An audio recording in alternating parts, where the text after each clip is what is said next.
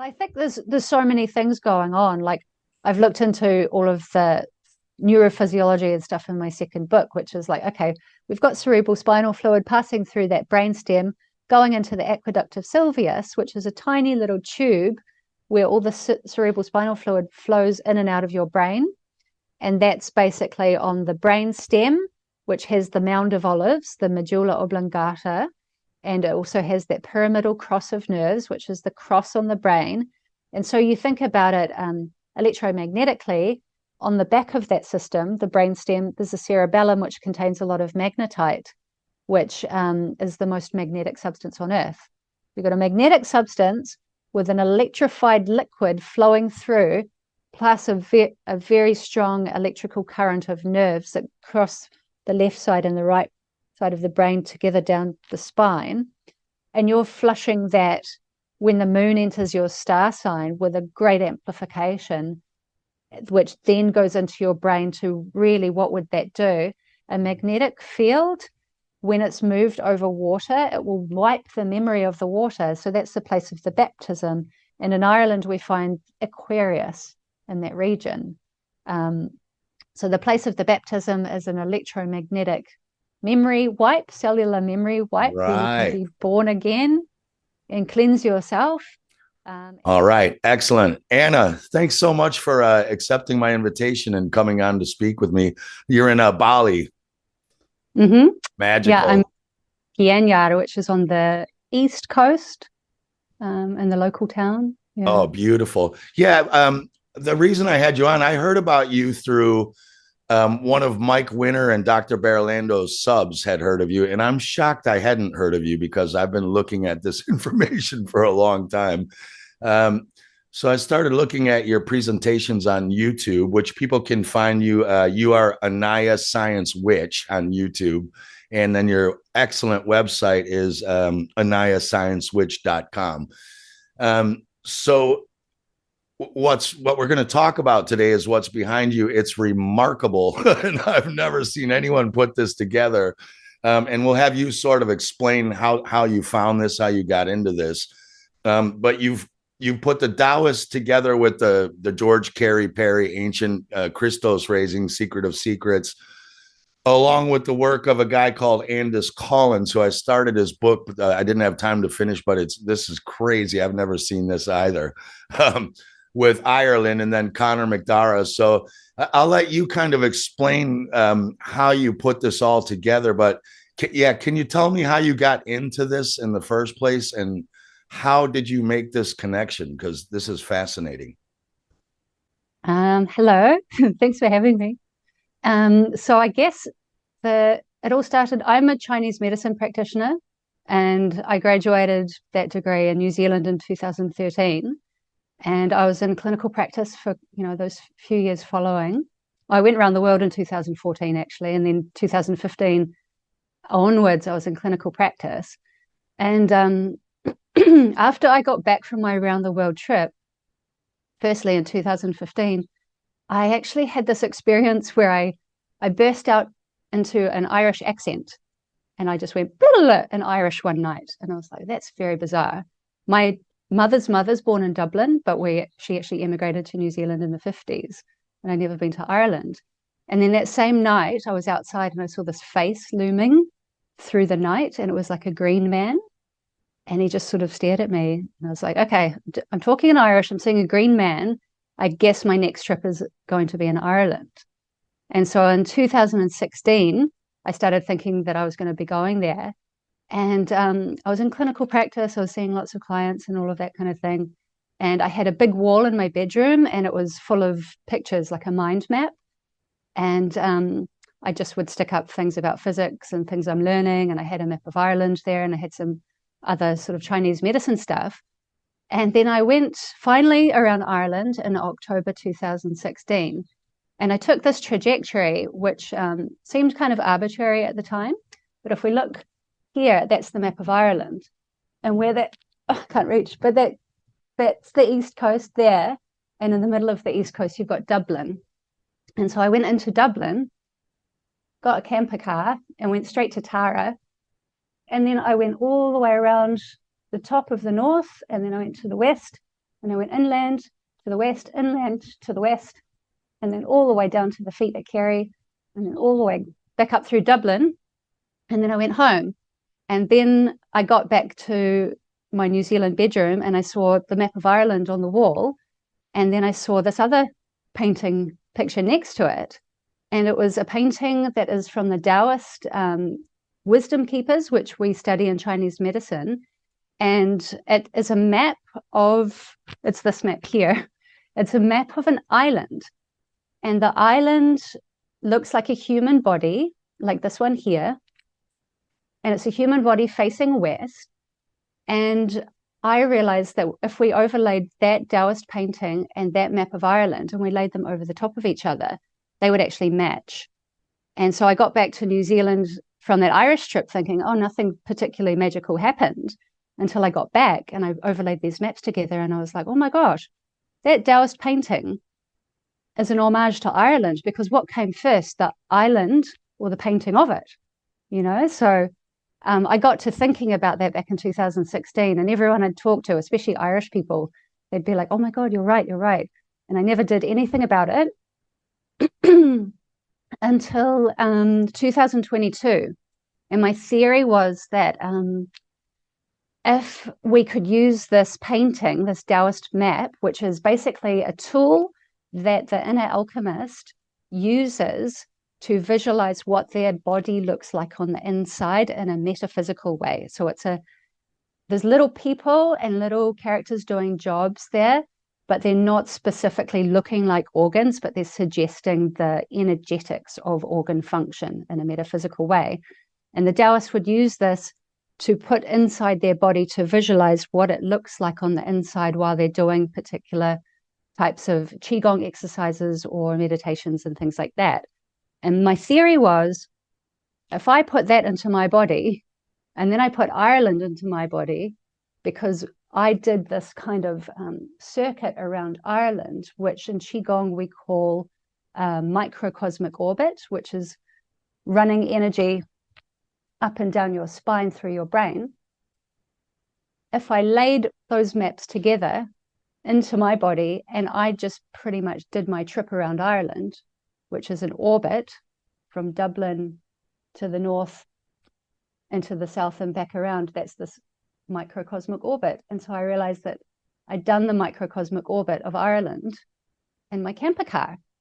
And so in 2022, I decided to test out the theory, and I put the map of the Neijing 2 into my body, the map of Ireland into my body, and I did the microcosmic orbit, and it activated some sort of energy within me that I can say is very similar to what I've discovered in Vipassana, in the sense of you separate out your perspectives of being in a body. You can be the vessel, observing what the vessel feels like while you're in a moving body. And you can be the perspective of seeing what's going on and thinking that's very amazing. And you can also be in the perspective of telling your body what to do from a higher perspective. And I experienced that in Vipassana early on. But this method of putting Taoism and Ireland together, it sort of opened that space up. So do you mean this minutes. as like a visualization while you're circling the Dantian when you're doing that? You mean you visualize them together inside your body? It was like is that what they were using? That's how you knew that Taoist map already, because you were already using this. And were you doing any of this microcosmic orbit before, like when you're in Chinese medicine? No, I did a Qigong diploma and we did different Qigong exercises, but we never did the microcosmic orbit. And my teachers had that on the wall in different clinics, and I'd always be fascinated with it. And I didn't really know much about it at all. I just had the picture on the wall. Then I went to Ireland, and then I did the microcosmic orbit of Ireland. And then when I got back home, I realized that I'd done, I guess, the microcosmic orbit of an entire island. That's really crazy. Had you ever had any like psychic or, like this intuition that came to you? I don't call it like not psychic, but you know what I mean? Were you psychic or like having premonitions or clairvoyant at all, anything? Or did this just out of the blue, you start speaking Oh, like a proper Irish lassie, like you just popped out of nowhere, or It did pop out of nowhere, but I have had a lot of psychic phenomena in my whole life. okay. Um, And so had it you known the George, so behind you though, had you already looked into like George Carey and Perry and the raising of the Christos? Were you even aware of any of this at that time? No, it was really Nothing. weird. No, the only thing I was aware of was Conor McDarry's work. I heard the audio book read out by Colleen for Venus on YouTube, that 7 hour um, book, The Irish Wisdom Preserved in Bible and Pyramids. I was listening to that before I went to Ireland, and I was listening to a Jared Banks interview with Equality Cork. And Jared Banks was speaking about going to New Zealand and hearing the New Zealand Māori people speaking, and it sounded so much like Irish. So I had these kind of like little setups in the peripheral before I went to Ireland, but I had no idea about not much about the microcosmic orbit, nothing about the sacred secretion, nothing raising Christos, any of that, nothing. Um, it was only when I started, after I did that inside my body, that's when I decided I'm going to write the book to prove the theory that this painting is Ireland. And I thought I'd be writing like a 250-page book to show it. And it turned into writing 4 books at once. And it turned into discovering that the Taoist and alchemists have the sacred secretion in their teachings, but they use a different poetic language than what is in the Bible, which George Carey has, done some decoding with. And when I started to look at it through those eyes, I'm like, oh, well, that's the same. Because I noticed as well that when that happened in January 2022, I didn't know it at the time, but the moon was in my sign, and that's why it was so amplified. And I began tracking it all of a sudden. It just all dropped in because that's right. The setup was in 2015. I was listening to Santos Bonacci talking about it. Yeah, Right. that's That's kind of yeah. how I got into George Carey and Perry too. I heard it through Santos Bonacci years and years ago. He just dropped he just kind of name dropped this book, but I didn't hear him talking a lot about it. He just name dropped it and then moved on. And for some reason, just like you did, I just had a premonition to get out a pen and paper and write this down. I don't know why. And I bought this book. And that was really my first, like, oh my God, what? I had no clue about any of this. Then, like you, I got into Conor McDara, Irish Wisdom and Bible and Pyramids, the Bible and Irish book. I started getting into Commons Beaumont, Anna Wilkes, which I sent you those books. Mm-hmm. And because I was also fascinated with like something always felt wrong to me about this out of Africa and all the Phoenicians coming from east to west. I'm like, something's wrong here, and I started to realize that old ancient Galga and Welsh Hebrides, it was Chaldean Arabic, that modern Hebrew and modern Arabic are not ancient Hebrew and Arabic, and that it was all coming out of Ireland, and that these biblical typology stories, which we'll get into, like, are they real? Are they all allegory? I'd love your perspective, and I think I know it, but but everywhere around the world, all these native cultures had these stories about these blue-eyed, red-haired, curly people turned up in these boats and seemed like gods and taught them all this sun worship and science. And even in his book Atlantis, what the hell's his name? Having a brain fart, but we have proof that all these Irish names of the sun and different planets and stars, all the natives have them all around the world. Like you said, it probably in New Zealand too. There's just too many commonalities. And it all points to it came from Ireland, which is where this to me gets fascinating because let's talk about that now then. So when did you find Andis Collins' book, and tell us what he found? We can show pictures, but just in a nutshell, I had no idea about county shapes, megaliths. Like, so what did he find, and how did you come to that? So he's like that book that you've got, Stars and Scholars, I think it's Yeah. called something. So I just found his stuff online, and the website was called megaliths.net. And if you go to that now, it's disappeared. It disappeared after I released my Irish Elixir book very mysteriously. And that's on that website, I found a lot of the stuff that's in that book that he's got there, which is showing different megalithic sites in Ireland and England and Wales and Scotland, and also around the world in other countries, and showing that the markings on them are showing the stars above. So it's an as above, so below kind of connection that he's deciphered. And on that map of Ireland, he's gone around and deciphered quite a lot of them. And if you overlay that zodiac wheel onto it, it is actually perfect. So it's showing that, you know, there's an accuracy there. And he said that they're dated to about 3000 BC.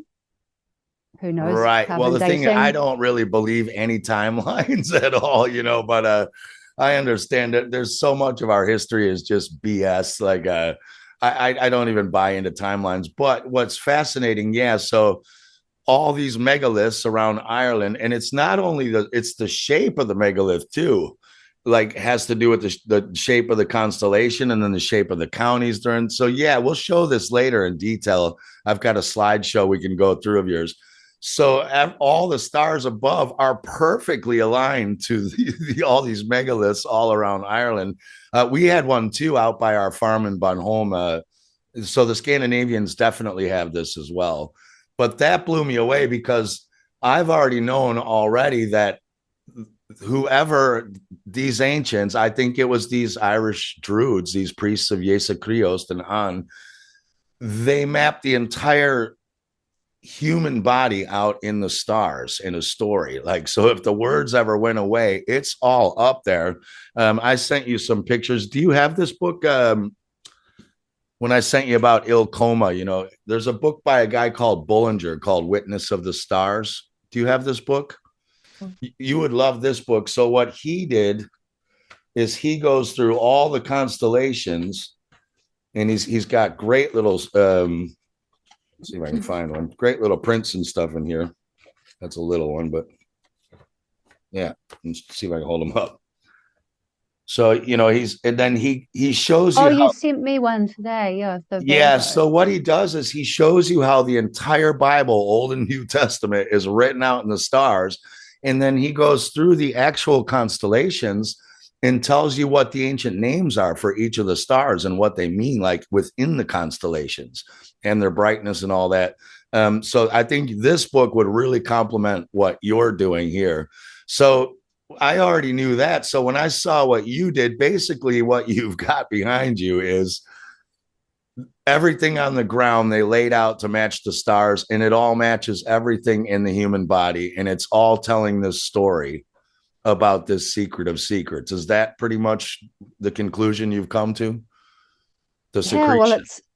Yeah, well, it is actually. And, you know, especially with the context of, I guess, the current state of religion and why it is like that. Why is the world like this? And the whole thing with what McDarry calls the false temple in the Middle East, and why it's been chaos there for 70 years. It covers everything. Like, everything in the world can be explained with this, not just the sacred secretion, but all of the politics and religion and the big cover up of history. Because what McDarry was saying, I was doing this work full time for 2 years until the penny dropped with what McDarry was saying. And it's like I had cognitive dissonance on my own work. And then I was like, oh, so if Rome stole the Bible from Ireland, what does that actually mean for every single human in the planet? And it took on this whole kind of depth that I guess studying this stuff for 2 years kind of got me into thinking in that way, perhaps. Because you know, once you do study this, it answers everything. Right. Yeah. And also, you know, what we're told, Egypt, we're told all this Bible stuff happened in the Middle East. It didn't at all. And most of it is Irish Gaelic names for the inner workings of the body parts and or stars. And if you get into the work of like Commons Beaumont, The Great Deception, if these Bible stories are typology, meaning, you kind of you're basing a metaphoric story on something. So if they're based on any kind of real events, probably the people aren't, though. Like, you get into in your books, like Jesus and Moses have the identical stories. It's just 1600 years. Archetypal. But yeah.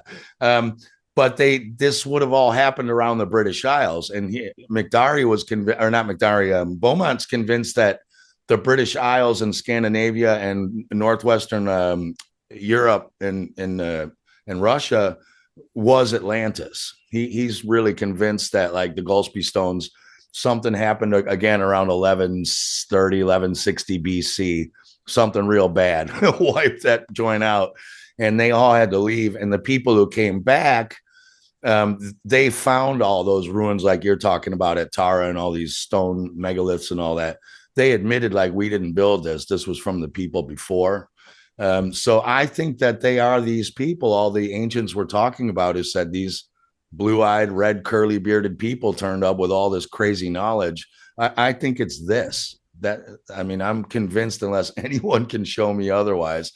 And it's really important, your work and this work, because what's going on in the Middle East right now, right? With the Israelis, like the God's chosen people, they think that that's their land. Like, that's not Israel.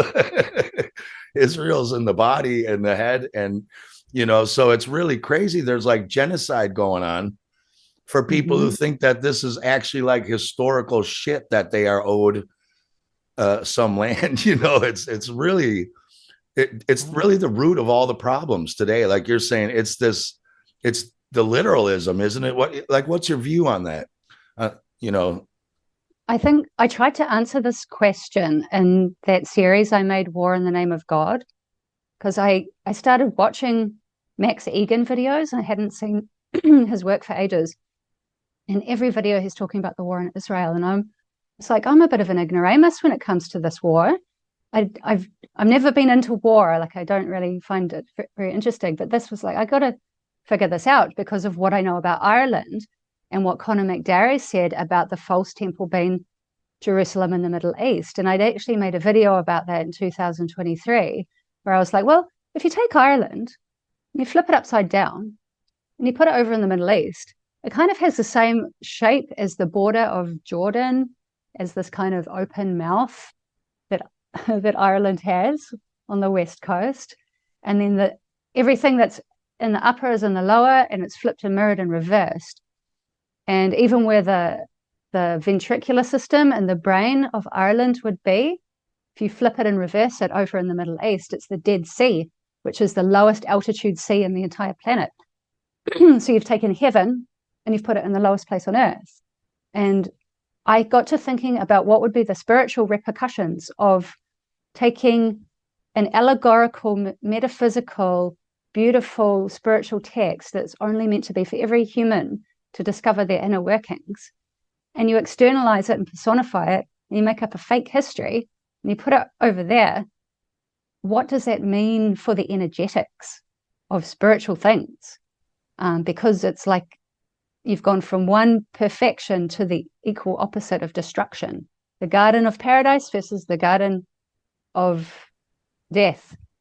And that's sort of, when you think about it in terms of that Taiji yin-yang symbol, you go to the extreme opposite, and then at some point it's going to have to transform and move.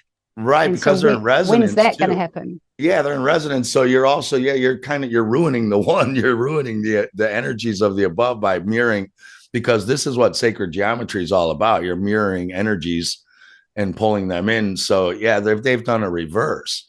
But also, like what we'll get into later, what's fast, I had noticed, and I figured you had found that. But yeah, when you flip Ireland on its side, it looks exactly like the Isle of Real, the part of the middle brain where all the pituitary and all the glands are, pineal gland and thalamus. It's also an identical map.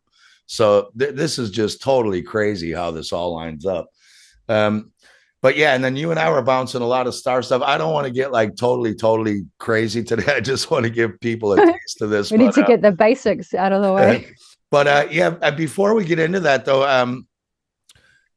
I would like you to talk about. I heard you talking about how you're doing your Dantian, you're doing your microcosmic orbit, and bringing it to your heart. And you kind of described it as it's been getting bigger and bigger. Like, what'd you call it? Not body, spirit orgasms. What were you calling it? You're having like full Oh, body orgasms or something, but more of a. Can you describe, like, to people who don't know what the microcosmic orbit is? What is it you're doing? How does it work? You can use. Do you need any visuals from me, or can you just no, talk it through? I can talk it, and I've got the body here. Yeah, So is that basically, what we've got in uh, qigong, qigong. So most people have heard of Tai Chi, which is when you're doing these, the dance, which is slowed down kung fu. And then you've got qigong, which is basically certain ways that you move to improve the circulation from your limbs to your organs to do for health practices. Qi, vital energy; gong, cultivating your vital energy. And one of these practices is moving energy up and down the spine through the brain, because we have meridian systems that run from our limbs to our inner organs, to the head, to the feet, and then they're on different depths, like the rungs of a tree, from the core to the bark. That's how our meridian systems are. And at the core is the spine with the brain, and the two deep meridians that run through the spine, we use them in qigong practice to join together. There's one that runs up the back and one that runs up the front. And when you join them together, it's running energy through that very core circuitry system, like the very core of the tree, through the brain. And it's actually talking about the cerebral spinal fluid that's produced in the brain, that circles the brain, and that goes up and down the spine. So it's very similar to like a kundalini kind of energetic. And it's all about, balancing this positive and negative, masculine and feminine electromagnetic polarity within your body. And if you can do that, then you're running your energy like a really charged up battery at the deepest core level. And that's called the microcosmic orbit when we join the masculine do meridian that runs up the back, that finishes here and starts under the tailbone. And then the Ren meridian starts on the other side of the tailbone behind the reproductive orifices, and it actually finishes here. And when you touch your tongue together, that joins it together in your mouth. And then when you do a pelvic floor squeeze in the lower, on the horizontal axis, you join it together there, and you run energy through your circuit. And it's called a microcosmic orbit because it's joining together the sun and the moon, the masculine and feminine polarity within you, so you can run in harmony. So when you are in harmony with your external environment, which is the macro. So there's the macrocosmic situation with the planets and the stars and the sun and the moon. And if you can align those energies within yourself, then you won't have so much stress on your biofield and all of that kind of thing. Yeah, because they're doing it already. Are you teaching that on your website? I know you have a school of mysticism, and then you have an online course for raising the Christos. Are you teaching the microcosmic orbit as part of the Christos as well, or are these two totally separate things? Or do you use them both? Like when we get into the Christo, is this part of that process, the Christos, or does that have nothing to do with this microcosmic orbit? It's basically, we've got the microcosmic orbit is like a exercise that you can do to do the raising of the Christ oil. And then the deeper technique, I'm getting that information from Nei Dan, which means inner alchemy, which is a Taoist inner alchemical study. And they have quite a lot of different factions, different branches, just like there's many qigong exercises, many kung fu styles, there's many inner alchemy styles.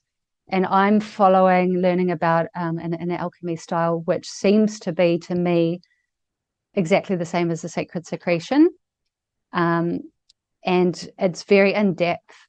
It's got different stages, different timings, different cycles. But then when you read it, you realize that if you do the microcosmic orbit practice, it is in harmony with that type of inner alchemy, which is talking about the cultivation of the golden elixir.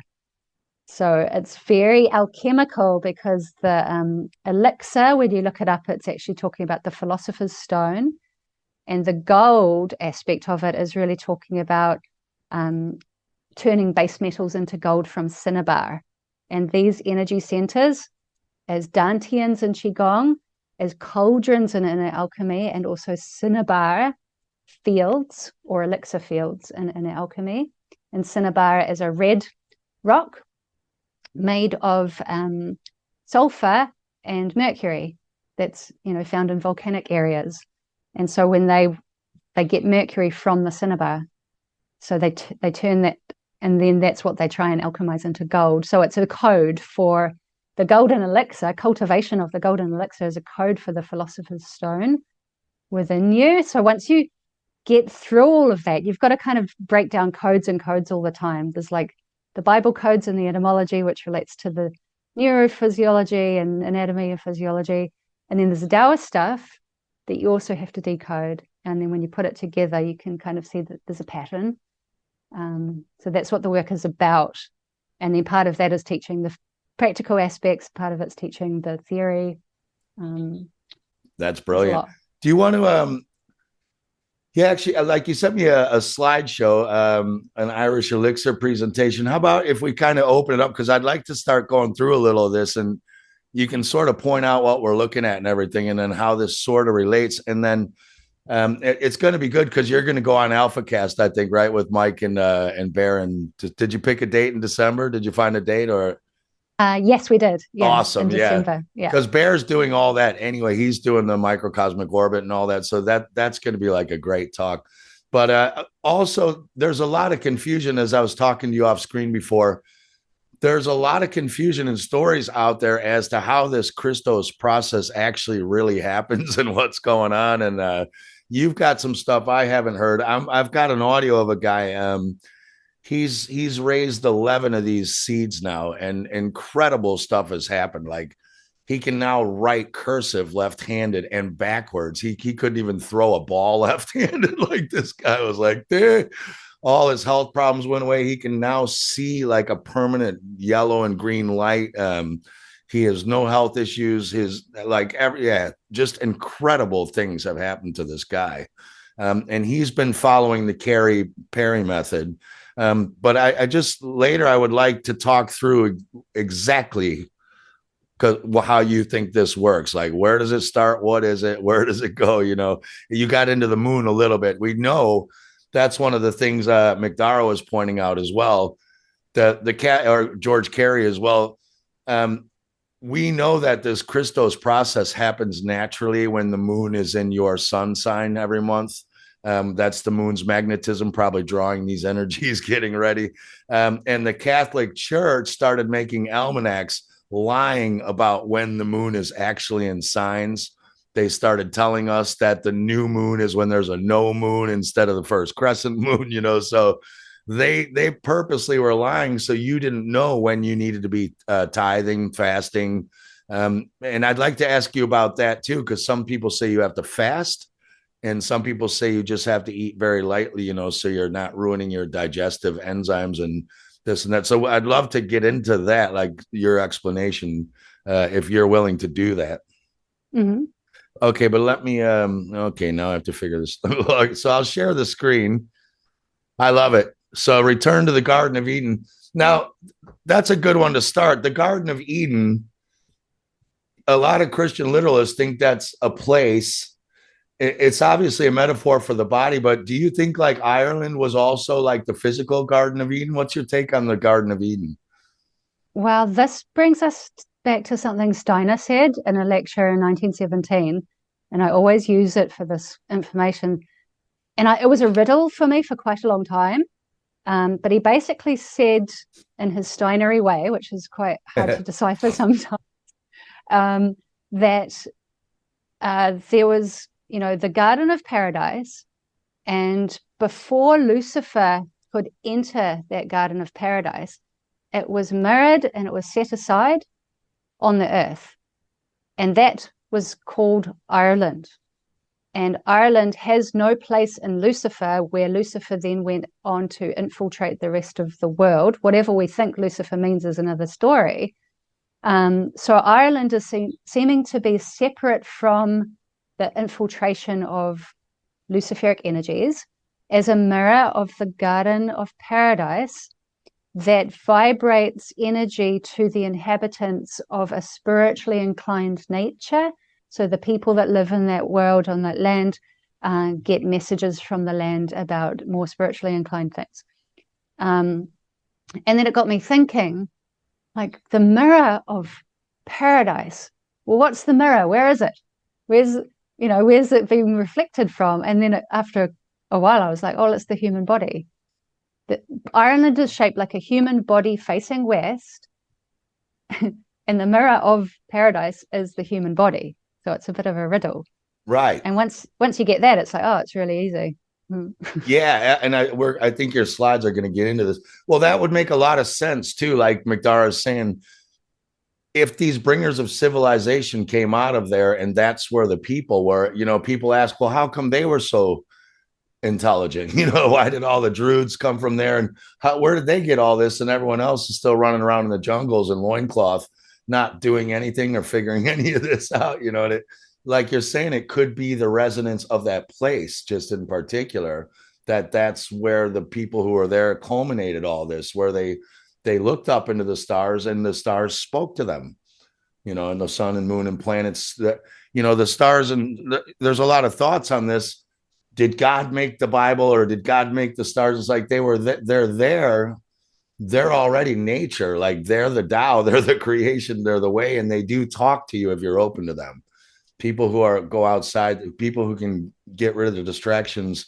The stars talk to you at night. You can feel their energy.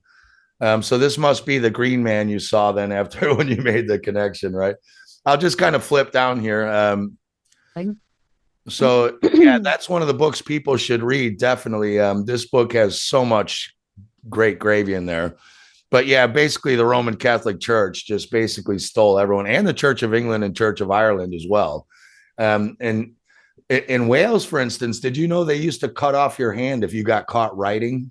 Do you know about that? No, that's messed up. Yeah. And in Ireland, if you got caught speaking Gaeilge or ancient Irish, they murdered you. You were killed. You were murdered if you spoke it. So they really had a big campaign to get rid of this old language, because as you found out, once you have the old language, you can decode all this stuff. That's to me what the whole big push was to get this history transplanted to the Middle East, so no one looks at this and says, what's this about? There's a Welsh guy who showed a Cimmeriology, it's called. Welsh people can read hieroglyphics, and hieroglyphics are not letters like we're being told, like the Rosetta Stone. Those pictures do not mean letters. They're words and phrases and sayings. There's no person called Cleopatra or Ptolemy. Those are literal translations. So the Welsh can do this too. Amen Ra. Amen is Welsh. It's Amun. This is totally Welsh Hebrides. So that's amazing. A great book. Yeah, this is another one. So Max Egan's a really good friend of mine, by the way. And this is one of the things everyone's on about, like, who's ruining the world? They're like, it's the Jews. It's the Jews, Well, first of all, a modern Jew is not a Yud like back then, because a Yud was someone following these Eber priests of Yesu Christ. Funny enough, the original Yuds would have been Gnostic Christians. They were sun worshippers. You have to differentiate between what is a Jew and a Yud Jew, and that it's completely mashed up together now, but it's right. Not. Yeah. And you can, it's, to me, clearly, the people really in charge, it's not Jews. They don't have a religion of one of these three religions. These people's their religion, they're just occultists. They're black magicians is all they really are. They got their hands on this knowledge and they shouldn't have it. So they pretend to be Jews and Christians and this and that. It's clear the Vatican and the churches are behind all of this crap. They like to put, I'm with Jordan Maxwell, who studied this for 50 years. And as Jordan said, I've only looked at it for 50 years. What do I know? But he's like, I think they put the Jews out in front so you can blame them. So it looks like them. The Jesuits they won't let Jews into their order. But this one triggers a lot of people, the word Hebrew in the ancient Irish. And these priests were called the priests of Yesa Kriost. So what is Yesa Kriost? Well, from the McDarry description of what he says in the Bible and Irish book, which is basically a chapter taken out of Irish Wisdom Preserved in Bible and Pyramids, written by Conor McDarry Sr., and then his son took a chapter out and he extrapolated that into another book called the Bible and Irish book. And we've got Isa, which is 3 words. Isa in Irish means 3 things: the seed, the essence, and the spirit. And when I looked into Taoist stuff, we have the same. And I was like, hang on a minute, we've got the same in Taoism, Chinese medicine. We've got the 3 treasures: the chi, vital life force, the essence, and the spirit. Right. And so what's the seed need to grow? Chi, energy. What's chi? Sunlight, food, air, water, all the energy, electromagnetism. That's what a seed will propagate and grow with. So it's very, very straightforward from that point. And then the crest means in Irish, the sun, a band, a circle, and a cross. So that is basically showing us that there's the sun moving around the earth in 360 degrees, taking 4 seasons to get it done, which is all astronomical. Right. And it's about the Isa crest as the human standing on the earth in harmony with the movement of the heavens, which is Qigong in Taoism. Yeah, which also it's interesting, as I talked with Marty Leeds about, in the Bible, right? Jesus, we get his life and then he disappears at 12. We get his life till 12. Then this guy just drops off, the most famous prophet of them, son of God. And suddenly he rocks up at 30 years old, right? And then not 29, not 31. He doesn't leave at 11 or 13. 12 and 30. 12 times 30 is 360. That's the degrees in a circle. It's coded. That's why his life is missing from 12 to 30 exactly, because it's telling you, if you can figure out the math, that's what you're talking about. That's the circle. I love the decodes. Yeah, and then he has his ministry for 3 years to make 33 up the vertebrae, Yeah, so it's all in there, but the priests have just done such a number. I don't even think, do you think like modern Catholic priests even know any of this at a higher level? I don't know. I've never met them. I couldn't say, but I mean, there's such a huge difference between religion and spiritual things. Like, I guess, and there's such a huge thing with brainwashing and mind control on it all. So, yeah, I'm just wondering at what level are these people told, or are they? You know what I mean? Like, how high do you got to go till you get the wink, wink, nod, nod? You know what I mean? Or like, I'm wondering. I have a feeling that even the popes don't blimmin' know until they get to the pope position, and then he'd be like, "Oh God, really?" Right? Because like Manly P. Hall did a lecture about raising the Christos back in, oh God, I don't know if it was 47 or 57. They gave him an honorary 33rd degree. And he did a lecture about raising the Christos, and he got in trouble because you weren't supposed to get that until you became the highest degree Mason. And he spit it out. So here's what you're talking about. Like, here's your Ireland trip. Yeah, so I didn't explain it very well at the start. I kind of like, I just wanted to I want to get into more detail about it, so I didn't want you to blow the whole load in the beginning. Yeah. Right. Well, it's a sacred secretion. But tell me if you want to move on to another slide, or if you want to, do you need to explain this? I kind of want to show these star maps, like well, so if for the audience, like we've got the map of Ireland there with the 4 colors of the different provinces. And then we've got the smaller map there with the pink line and the blue line. And so the pink line is going from what we could say is, if we're looking at Ireland as a body facing west, if we look at the other map, Ulster in red, Connaught in blue. Connaught is the hands and Ulster is the head. And Leinster in green is the back and the tailbone down the bottom. And then Munster in yellow is the bottom of the pelvis and the feet sticking out the bottom. So that's what we're looking at with Ireland. And if we turned our body in the same way, we could mimic that shape. So that's the Garden of Paradise, the mirror of the Garden of Paradise. It's the mirror of the human body facing west. And Right. interestingly, in McDarry's work, he says that Jerusalem, if you swap the J for an I, which they did to change it all and doctor the truth, Jerusalem means the west. The west, right? So, Yeah. yeah, so this is the west, facing the west, facing the sunset, which in Egypt they don't have a word for dying, they just call it westing.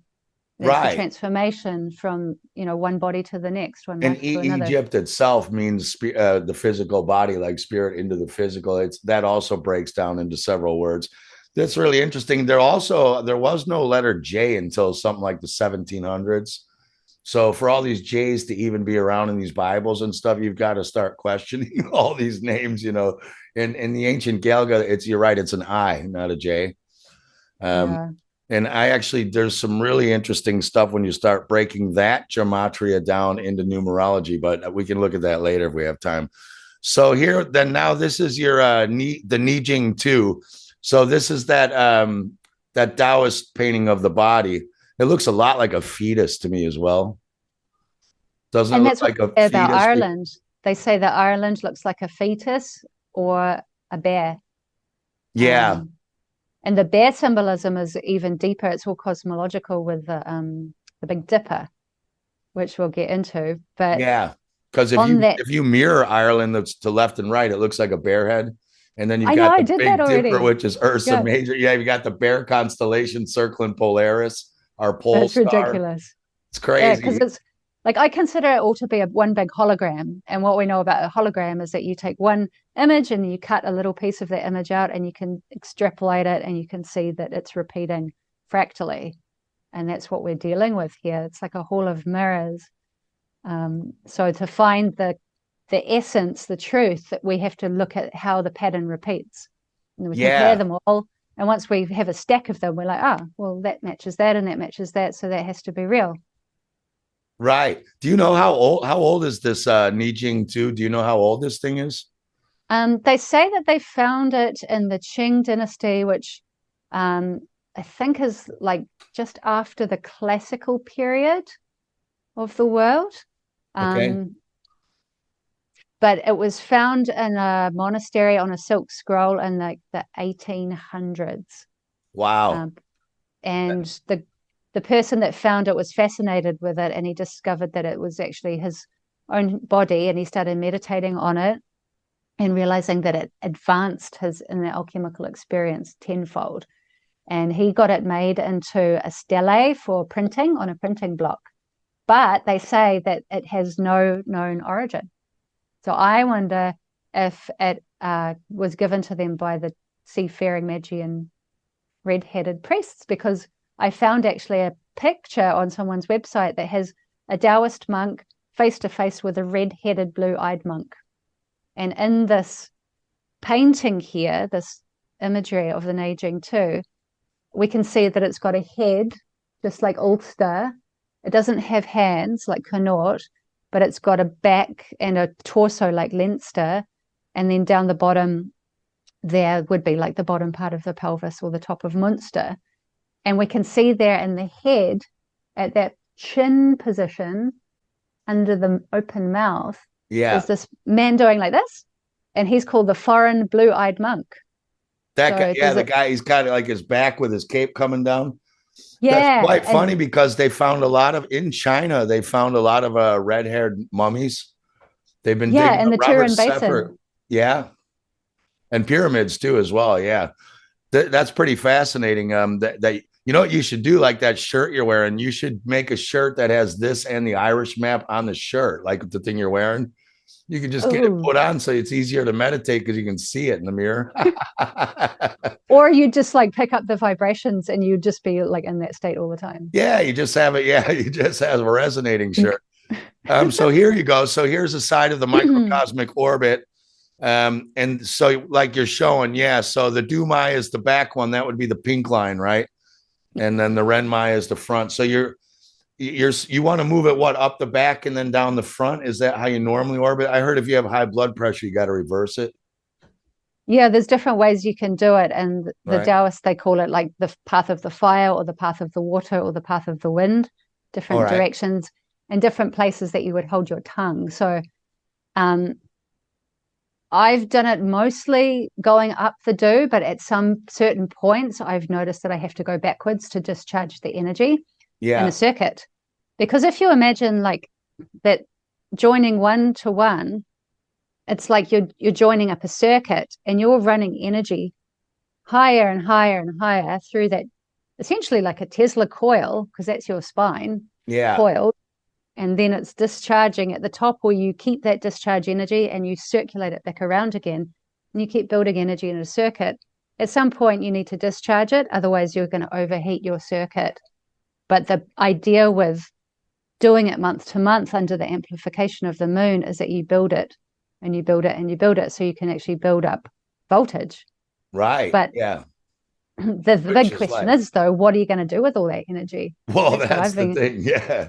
But you're also talking about, we'll get into that, like how blood is built and everything, because that's fascinating as well. So yeah, so I can't remember. There's actually a Bible passage about the tongue on the roof of the mouth.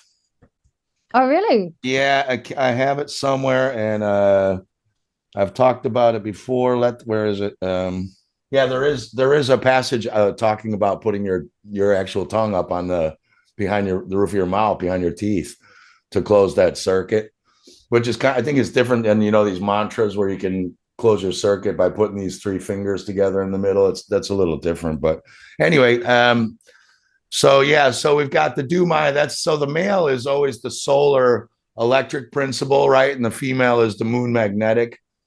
Oh, that's important on the left. So there you've got the Big Dipper under the guy on the bottom left. Yeah, so this is a classic Qigong microcosmic orbit image. Like if you Google image, you always find this guy. And he's a man sitting on a chair with his feet touching the earth, which is important because on the sole of the feet, we have the acupuncture point. There's only one of them on the sole, and it's the one that connects your kidney energy to the earth. And then we only have one of them on the palms, and that's connecting your hands to the heavens. And so you Right. often see like that plasma man on the old petroglyphs, Yeah. and he's doing that. So what's that suggesting is that the human is the conduit between the heaven and the earth. And so if you want to be in harmony with the heavens on the earth, then you plug yourself into the earth, and then you plug yourself into the heavens. So you can also do it through the top of your head, through the point at the top of your head. So he's sitting on the chair, planting his feet into the earth, and he's got three little flames where his energy centers are, and that's suggesting the dantian or the cauldrons. So that's the And that's the lower, middle, and upper Dantian centers there. That's the split of the three. yeah, you can see them there. Yeah, it's hard to see that if we're looking down on the left for everyone watching. What also is weird is another image for the philosopher's stone is a blue ball, sometimes a bluish green ball. So maybe that isn't even the earth, or that could be the philosopher's stone as well. Symbolism underneath. And then so his energy centers are connected. That has to be Polaris, obviously, if that's Big Dipper. Yes, yeah. So it's Yeah. always pointing. So the Big Dipper, when you align, like the Big Dipper is also called the pot, right? So it's got the Yeah. pot and then the handle that is pointing down. And if you align the pot side to the small pot, the little dipper, the end of that handle of that small pot is called the North Star. And in this age, it's Polaris, which is the closest star to the North Pole. So it's showing there that to do this practice, it's to align your spine with the North Pole. Right. to align with the earth and the heaven. So that's what we're doing. That So also you're lets you basically know. hanging like a pendulum Yeah. between. Have you Yeah. ever seen the flag for the California Republic? No. I'll just show you real quick. Hold on. You'll get a kick out of this. Here, watch this.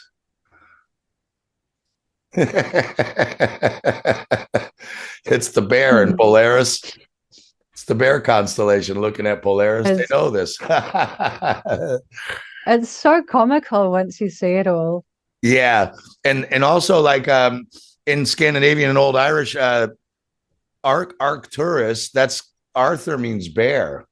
So the constellation Arcturus, King Arthur and the Knights of the Round Table, that's That's the that. bear. Yeah. Yeah, that's Big Dipper. That's yeah, it's Arcturus spinning around Polaris, which is the swastika. Exactly. Like if we go back a couple of slides to the Oh, it's even Neijing there. You've 2 got yeah. Sorry, you want me to go back? Which one? To that one again? one. Okay, so if we're looking at the Neijing 2, we've got Yeah, the upper cauldron there, and we've got that little man, the foreign blue-eyed monk in the mouth, and we've got yeah. above him the Bodhisattva. And then if we come down to under the chin, we've got this little boy standing on a spiral, holding what? The Ursa Major. Oh, right. Yeah, I didn't even see it. It's upside. Yeah, he's got it upside down there. Yeah, so what Oh, his name is the cowherd boy. And what do we know about who pushes the plow or the pot around the sky is the herdsman called Boots, it's boot. That's Bootes, a boots, right? The constellation which is, boots. Yeah, which is Arcturus, the same thing, right. right? So Arcturus, I looked it up, it's actually 25 times larger than our sun and 100 times brighter. So Arcturus is in the heart. This is the heart, the cowherd boy holding the Big Dipper, plowing it around the swastika. The point to the North Star is talking about our heart.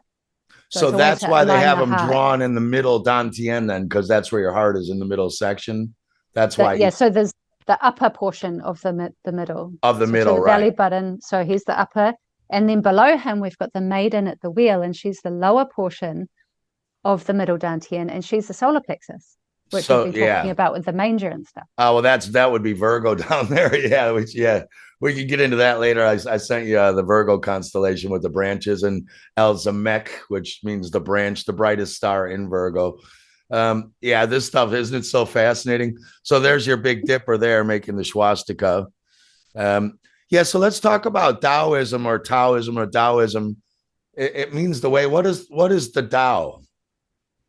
So the the Tao is like kind of like God in the sense that you cannot describe it with words, with linguistics. It's about creation, like which is God energy is creation energy. So, how could you describe a creation that is in the process of creation that has been created, that created everything, all these little creations that can create as they've been in the process of creating. It's everything, but it's also nothing. It's that kind of alpha and omega. And in the way of the Tao, it means in a way to follow the path of the center, to not be in extremes of either. So you can be in harmony and move through life without issues and stuff like that, and health, longevity. And also it's the people who followed watching nature, the observers of nature. They were watching the sunrise and the sunset. They were watching the stars moving around the heavens, and they were calculating everything as above, so below. What is happening up there must be happening internally. And so when you look internally, you discover that you're no different from their outside world as well.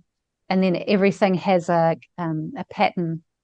So what I discovered, especially when I was looking into the Neidan and alchemy work, the creation story of Tao, it's quite simple. First there was Tao, which is everything and nothing. Right. And then Tao created the one. And then the one created the two, and the two created the three, and the three created the 10,000 things in the universe, which just means everything. Yeah. And when I looked into that, I was like, the nothing to the one to the 1 to the 2 to the 3. That's Fibonacci. And so we see in Tao philosophy, they have already the knowledge of the Fibonacci ratio, which is that spiral that is unfolding, Right. which we see in nature. Right. Yeah. For people, the Fibonacci, it's the two numbers that you just add the two before each other and then to the next one. And that's how it all unfolds. But yeah, this is totally how it unfolds. And this is when you get into all the numerologies of, 1 through 9 and all the encoding in your hands. Do you know Marty Leeds? Is he the Gnostic person? Gnostic Academy. Yeah. I watched you and him talk just the other day. Oh, yeah. Right. Yeah. He's great. Yeah. Marty's really cool. He's not your average priest. That's for sure. All right. So there you go. So here we have the body laid over that. That would be a cool t-shirt right there as well. Wouldn't it? So that's the holographic overlay. Yeah. So we've got like the human body and that Neijing too. And then if you put them together, do they match? Well, yes, they match very well in terms of the anatomy. And then when you overlay Ireland on top of that, with all the cosmology of the megaliths, then it turns into the zodiac. And that means that when we apply the zodiac wheel that we can find on Ireland to the Taoist painting, we can find that those little characters, like the little man in the mouth, the foreign blue-eyed monk, and the guy up here, and all the other characters doing stuff, is a zodiac, which leads us into the biblical archetypes and the cosmological archetypes, which we can see in the Taoist painting, that we can use for an inner alchemical experience that leads us through that sacred secretion practice in a deeper experiential way. Right. Yeah. Like Marty Leeds and a guy called Jason Brashears from Archaics, they were having this insane battle on how old the zodiac really is in tarot. And I'm saying the zodiac goes back to this. I don't know how old this stuff is, but we're told this stuff's at least 4,000 years old and maybe older. I don't know. So, but here you have them laid over Ireland. So this is that quote from Steiner that I was talking about before. Right. Okay. How, all countries of the world have certain vibrations that vibrate the information to the inhabitants. And it just so happens with Ireland that it's got a spiritual vibe. Right. And yeah. What's that called? What's it called? Not geoastrology. There's a thing saying like, it's like an astrology where you put in it'll tell you where you're supposed to live sort of based on your birth chart. What do you call that? No, I don't know what it's called. I know what you mean. There's like an astrology where it's supposed to tell you where on earth like you belong, sort of thing. I don't know if that's all BS or what, but that could be. Maybe that's what brought you. Oh, there's your bear. There's Ireland mirrored. Yeah. There's your bear. And it's funny, like when you join the hands of Ireland together, that's in County Galway, and it's kind of coinky-dink accident, but when you mash it together, it turns Galway into Yahweh. Oh, yeah, right. I got you. When it mirrors, yeah, it also looks like the brain. That looks a lot like the brain. And we showed that too. Yeah, we'll look at that later. If you flip Ireland on its side, then it fits right inside the brain. Here we go. Okay, yeah. So this is crazy. So this is what's in that Andy Collins book. It's on the left what we're looking at, right? So these are like the megaliths that he found, right, all over Ireland. And then what we're seeing in so the red are the megaliths, right? So they're just matching the exact stars and the constellations above, as are the counties. So yeah, the red is the astronomical information and also the stones. It's a bit of a mash. And then it's a little bit mashed up together. In the black writing, we've got the counties and we've also got the constellations. Right. And in the red, it's more talking about the actual stones found. And on those stones, we find the constellations that are written in black. Yes. So the black I don't look at Donegal, Scorpio up in Ardmore on the top left. On the Ardmore stone, it's got the stars of Scorpio on it. they're which all, would be this forehead region, yeah, which is quite interesting for Scorpio to be in that position because that's the eagle, the scorpion, and the phoenix. And that's the two optical eyes in the third eye, which is perfect position anatomically for Ireland. It's right there. right. And instead of Scorpio being down at the genitals, but the eagle is that's the old glyph for Scorpio. It's not a scorpion, it's an eagle. That's the really old glyph for that. And that's Oh, up okay. here. Yeah, that's been changed over the years. So this is where this gets really fascinating to me is all of these constellations in here start to match the zodiac man, right? You're showing on the right. When you take Ireland as a body, then Yeah. this starts building the zodiac man over there from Carrie and Perry. That this is crazy. Yeah. So I kind of changed Eudora and Perry's alignment Right. So to let's talk match about that. What'd you Ireland. do different? Yeah. Well, I just took what we've got on Ireland with Angus Cowlands and I just put it onto the human body and I shifted the wheel. That's it. Right. Yeah. So I can't remember the Eudora setup, but on this one we've got the top of the head is Sagittarius. Well, she would have Aries. That would be the ram or lamb of God. Yeah. Her wheel is Aries would be the On top the of it. top of the head. I've got it here. Yeah. But I'll overlay that later and post edit. I'll stick her wheel next to your wheel and we can so yeah. So you've got Sagittarius. That's quite interesting. And then Um, opposite of that would be Gemini, which is the twins, which is the reproductive organs, the ovaries and the testicles.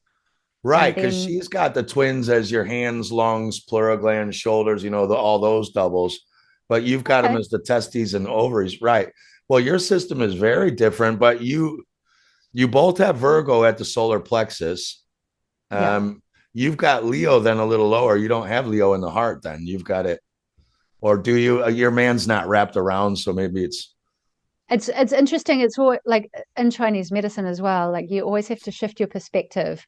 Like so, if we imagined that in the black ring on the outside, all of those lines would converge at a central point in the middle of that human body, and then those slices of the pie wheel would cover different regions of the body. So it's not just like that is the like when you take that section and you bring it down like that. So then if you went from Leo, you could actually aim it towards the heart. I get you, yeah, because yeah, I see, yeah, when Leo goes into the full slice, then it's aimed at the heart. I get you now, Yeah. right? So it means also, which is very relatable to Chinese medicine, that different organs overlap with functions because it's a one connected system. There's no organ operating in isolation. It's in biofeedback with the whole body. So that's why we can shift things around Right. with Eudora's work as well. That's what I was talking to you. You and I were talking on email. I noticed that on her wheel with cell salt remedies for different diseases or diseases. Most of the time, the salts either go 180 across or a 90-degree square, or 180 or 90, and then it'll be another sign right next to it. It is like that. This wheel, the body's connected in this grid, sort of. It was just something I noticed just looking up tons and tons of remedies and going, how come this always happens? I don't recall them ever mentioning that. It's just something I've seen from looking up a shit ton of these damn things for people. I was like, wow. Well, that's really interesting. But yeah, If we go back, like you want me to go to back to relate this? it Or? to relate it more to Ireland, Yeah, if we've got Sagittarius and Cap and Gemini on that vertical axis, and then horizontally going through that way, what have we got? Pisces and Virgo. And right. on Ireland, we have, on the east coast, just in the level of the heart, we've got Newgrange, which is the roof box that lights up on the December 21st solstice. So this is very relatable to the sacred secretion. When we rise energy from the back Oh, of the Dumai, the sun is rising in the east because it's the east coast. And as it goes over the Red Hill mountain and it peaks into the Newgrange temple at December 21st sunrise, it lights up the chamber, which is across inside. And right. These are those two On underground. They're like an underground chamber underneath the megalith. Yeah, they're like these stone chambers dug out. Yeah, yeah, that and makes then sense. the opposite one at Virgo, if you continued your sacred secretion around the top of the brain, at sunset on the summer solstice, the sunset goes into a temple roof box at a place called Caro Keel, that lights up a cross chamber on the opposite time of the year, and that's in the position of Virgo. Right. So you have this Pisces Virgo axis, which is to do with the Virgo, the Mother Mary, and the Jesus fish swimming up the spine. Right. That's up on Tar Hill. Have you looked at any of this on like Scotland or Wales or England? Have you tried to look at like their stones against this and see if they also work, or it's just Ireland? I looked at Scotland today because I found another Angus Cowlands map randomly Okay. that had it looked like it'd been made in the same period of time as this, and it had Scotland there. But to me, like, I see Ireland as a very complete system as a human body. And then when we go out from there, England and Scotland, it's sort of like it splays out as a distorted body. Still a body shape, but it's sort of like it's not quite as like pretty and concise as the Irish version. So to me, if it's a fractal that's kind of expanding from the central vibration, then it's getting more imperfect perhaps as it goes out. It's just a theory I have. It's That's not kind of funny provable. because there are some occult teachings that say our lower animal nature comes from our lower astral body, which is kind of fucked up. You know what I mean? So maybe when you extract it out, that's where you get the lower animal kind is not so perfect. Like this is the old Sophianic myths. The Gnostic myths of the archons and Sophie. Like they're saying this place should be perfect, but it's not. It's all kind of screwed up because of this lower animal realm. Maybe that's it, and that's why they're all fighting each other all the time, even though they live on the same damn island, pretty much. just It, just like we're at war with ourselves, our lower nature and higher nature. We're always battling lower and higher Egypt. Maybe they're doing the same. yeah. Or maybe it's even you could like Ireland's the head on the whole thing. Um, yeah, Well, so and there's then that drawn over. England Yeah, has chopped off Ireland's head as well. Like Rome, England working for Rome has chopped off Ireland's head. So yeah, we've got this big energetic problem for the sacred secretion, in my view. Because how can you connect energy from the lower to the upper if yeah. there's a big chop? Oh, you're talking about with splitting Northern Ireland and Ireland together. Yeah, totally. Yeah, that makes total sense.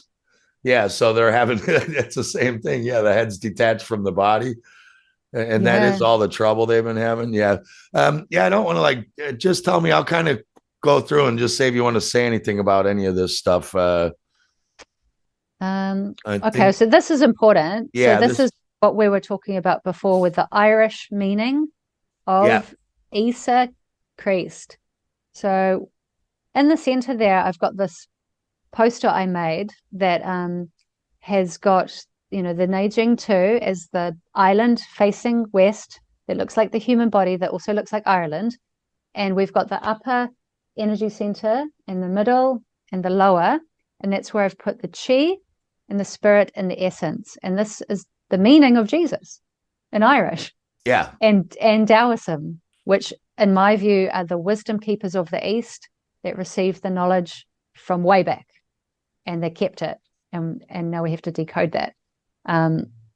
So in Chinese medicine, we know that qi is vital life force. You've got food qi, air qi, water qi, electricity qi, sunlight qi, star qi. Everything is a form of resource of energy. And when you think about it in terms of the upper cauldron, where does the food and the water go in? There.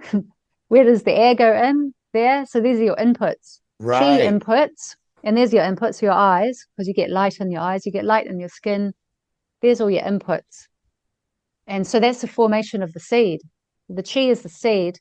And in Chinese medicine, Taoism practice rather, with that sacred secretion, put the tongue on the roof of your mouth part of that microcosmic orbit is that you're running energy through these 3 parts of Jesus.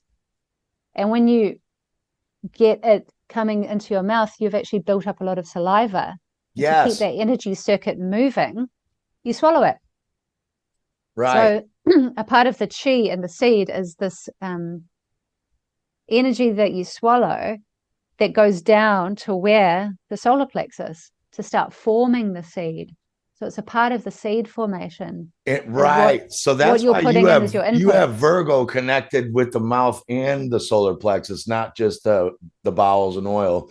Because of course, now you know what's funny is you know this obviously, but when you eat meat or protein, you don't salivate because it's supposed to be your stomach acids that digest it. When you eat bread, you salivate. You need the alkaline. So Virgo is also the bread and the wheat, which makes you salivate when you eat bread. Interesting. That's Because that will be really useful information for the reasoning for dietary practices as well.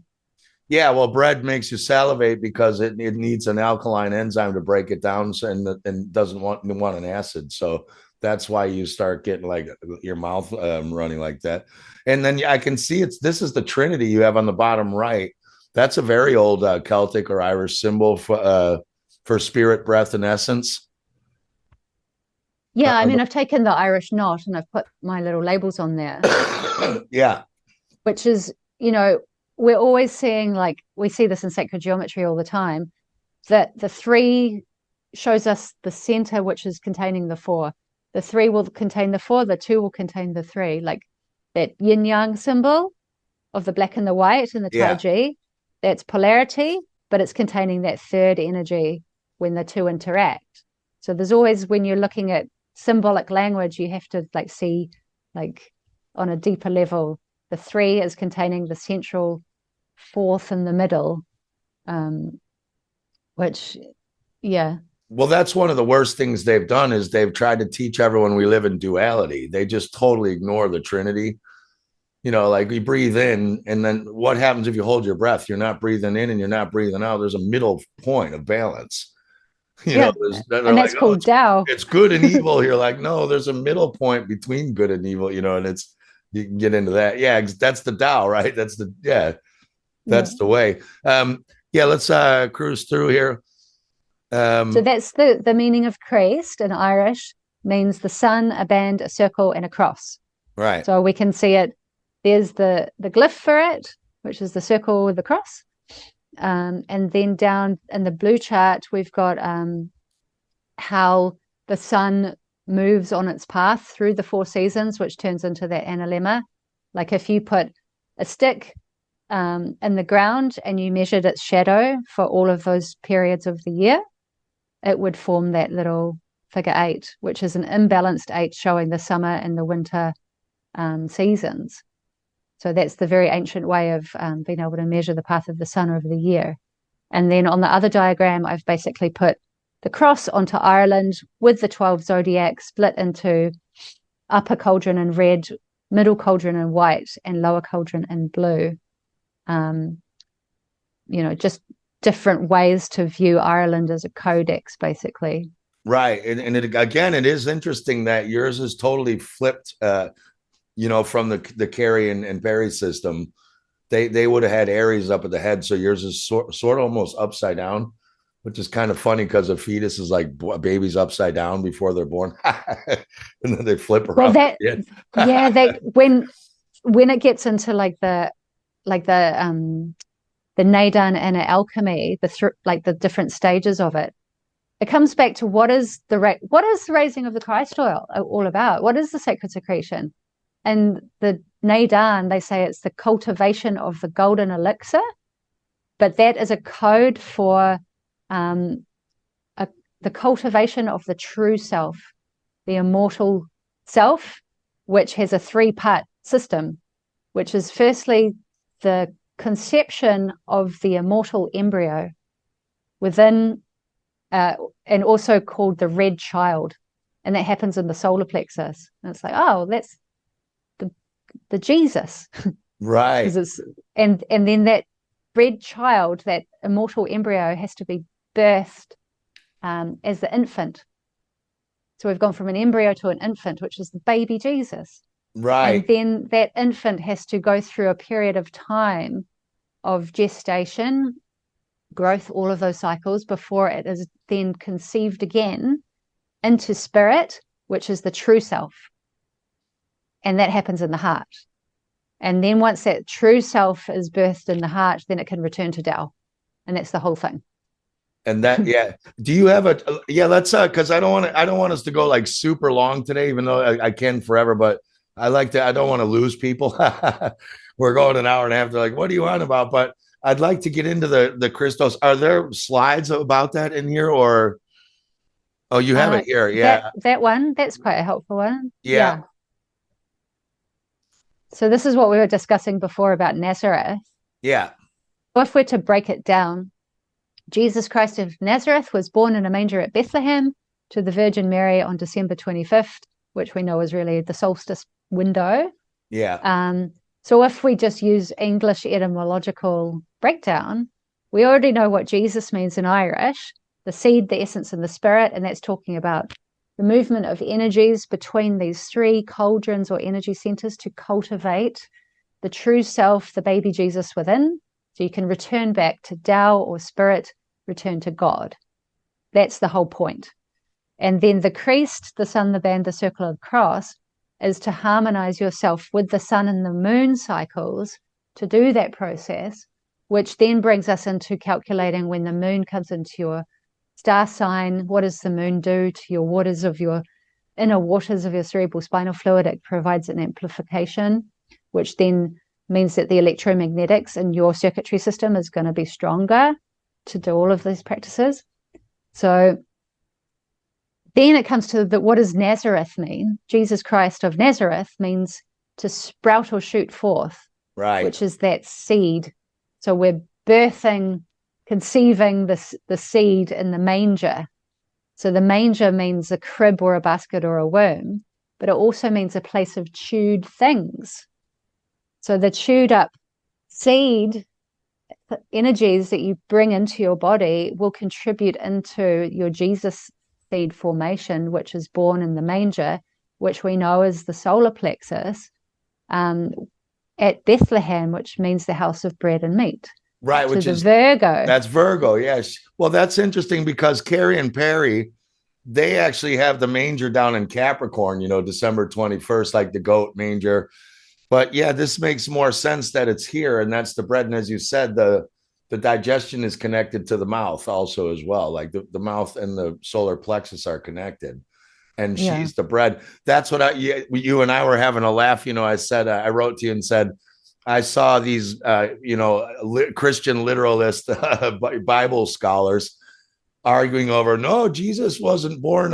He was born in late August, not in December 21st. And on late August is Virgo.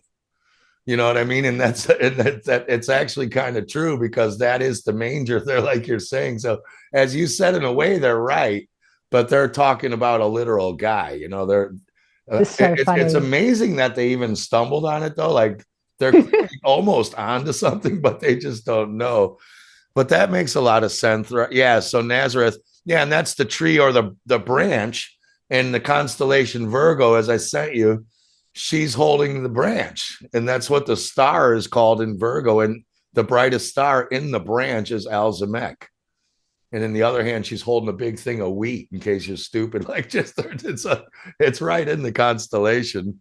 This is another thing that you can't make up. In Ireland, on the map, the position of Virgo, the maiden at the wheel, which is also sharing the constellation Megalith with Cancer, with a woman at a weaving wheel. Yeah. That is in the position of what would be Loch Ree, Lake Ree, which means Do you want me to go up to the map? Hold on. All right. So if we look at the big one, yeah, opposite Dublin, going towards Sligo, in the middle there, where it says Roscommon, and under Roscommon there's a blue lake by Longford above the trees.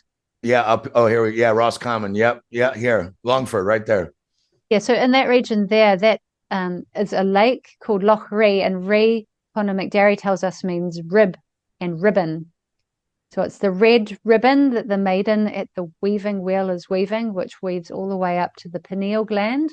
And it's like a blood ribbon that encircles the pineal gland apart from the kidneys, the pineal has the largest blood supply in the body. Right. So she's the Virgo in the house of bread and meat at Bethlehem. And on the coast of that lake, the rib of Eve, the ribbon, the Adam's rib. There's a little town there called Bethlehem. Really? Yeah. That's crazy. Yeah. So it's all there. Anna Wilkes, I sent you that book too, Ireland, the Ur of Chaldea. All these town names are still all there. Like the whole Bible's still there. And as you and I were talking about, that's funny because another name for Virgo was Athena. And there's the story of Athena weaves the beautiful tapestries, like you're saying right there, is the weaving the red ribbons. And she gets jealous of Arachne, who makes better tapestries than her, which would be Gemini, all the tissues and plural tissues of the body, and turns her into stone, which is also the story of Minerva or Mineralva. That's the other name for Virgo and Athena, where she helps Perseus, gives gifts, to turn the Kraken into the stone with Medusa's head. And as we talked about, the constellation or the Medusa cluster is sitting right in the constellation Gemini. It's crazy. It all just, and Perseus is in Pisces. It's totally crazy, like how all of this lines up. So Virgin, okay, here you go. Yeah, so the manger, Bethlehem is the house of bread and meat, the stomach. Virgo is the harvest, summer. And Mary. So basically, it's talking about like when we come back to the sacred secretion. Like I felt this in my own practice. You know when the moon's coming into your sign, and you just, often I just feel into what my body feels like, and I'm like, oh, where's the energy in my body? Where's the seed formation? And then I'll get this little pop in my solar plexus. Literally feels like a pop, and then the energy, it feels like it drops down to the lower cauldron, and then it sits there for about a day, and sort of generates energy. Because a lot of what we've got to understand with this, that I'm still understanding, is that, we're doing inner alchemy. So what do you do when you do alchemy? You add ingredients in and you mix them up, and they coagulate and they form into something new. And so we're doing that, instead of we're doing it outside our body as external alchemy in a cauldron, we're treating our body as the cauldron, and we're mixing up the right ingredients at the right time, at the right temperature, of the right alignment of the sun and the moon and the heavens, to do this delicate process that is going to return us back to our true self as the Isa Christ that we already are, because we were born into one. And that's the whole thing. It's like, oh, Jesus is out there on a cloud and he's going to come and save everyone. It's like, no, you actually got one already. It's called your body. Like that's what the Irish meaning tells us, which is the big ruse. Well, that's the interesting thing, is there are a lot of people who you've heard a lot of them. They're like, they think that we're in some prison, right? Like we're locked in some prison and we can't get out, and this place is horrible. And it's like the Matrix. And it's like, no, this place is amazing. Like there is good and evil allowed to be here, so that you have the choice to choose either or none. Like Marty Leeds said when we were talking, he's like, I don't want to be good or evil. I want to be great. He's like, I don't want to be the third thing. Like, I don't. And people watching, they're like, look at him making the Illuminati pyramids. Like I get people. Oh, should we do it together? Yeah. I know. I had to explain to people what the Eye of Providence is. You're like, it's crazy. People say I'm in the CIA and shit. It's so funny, man. It's like, whatever. But there's people who don't really get that this place is amazing. Like it's totally cool, Let's do this, if you don't mind, Anna. Let's just. So a lot of people are like, what is the Christos? How does it start? What happens? The carry system is the claustrum secretes this thing first. Now you said something interesting in one of your lectures, where it gets divided into the pineal and the pituitary, and then it's supposed to come out as a milky substance and a waxy yellow substance. And you were saying, well, what is it? Hormones. You said, how can we prove that, right? Like, what do hormones move quick?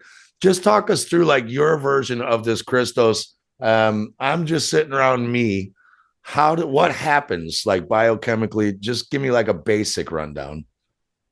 Well, I'm filtering it through my knowledge as a Chinese medicine practitioner, Right. Yeah. I want your student opinion for on life. yeah, I want your opinion on what's going on, not Carrie's or whatever. What do you Yeah. think is happening and what does it really end up Well, doing? I looked through Carrie's stuff too when I was investigating this, and I'm like, what's a claustrum? I don't know what that is. And then I did that second book, Raising Christos, which is basically figuring out all of the neuroanatomy and the meaning of words through etymology to figure it out, like what is the biblical relationships, and then also looking into what's the function of the claustrum. And I found out that it's actually made of cells that cannot secrete anything. Like it's a non-secretory part of the neuroanatomy. So the claustrum can't secrete.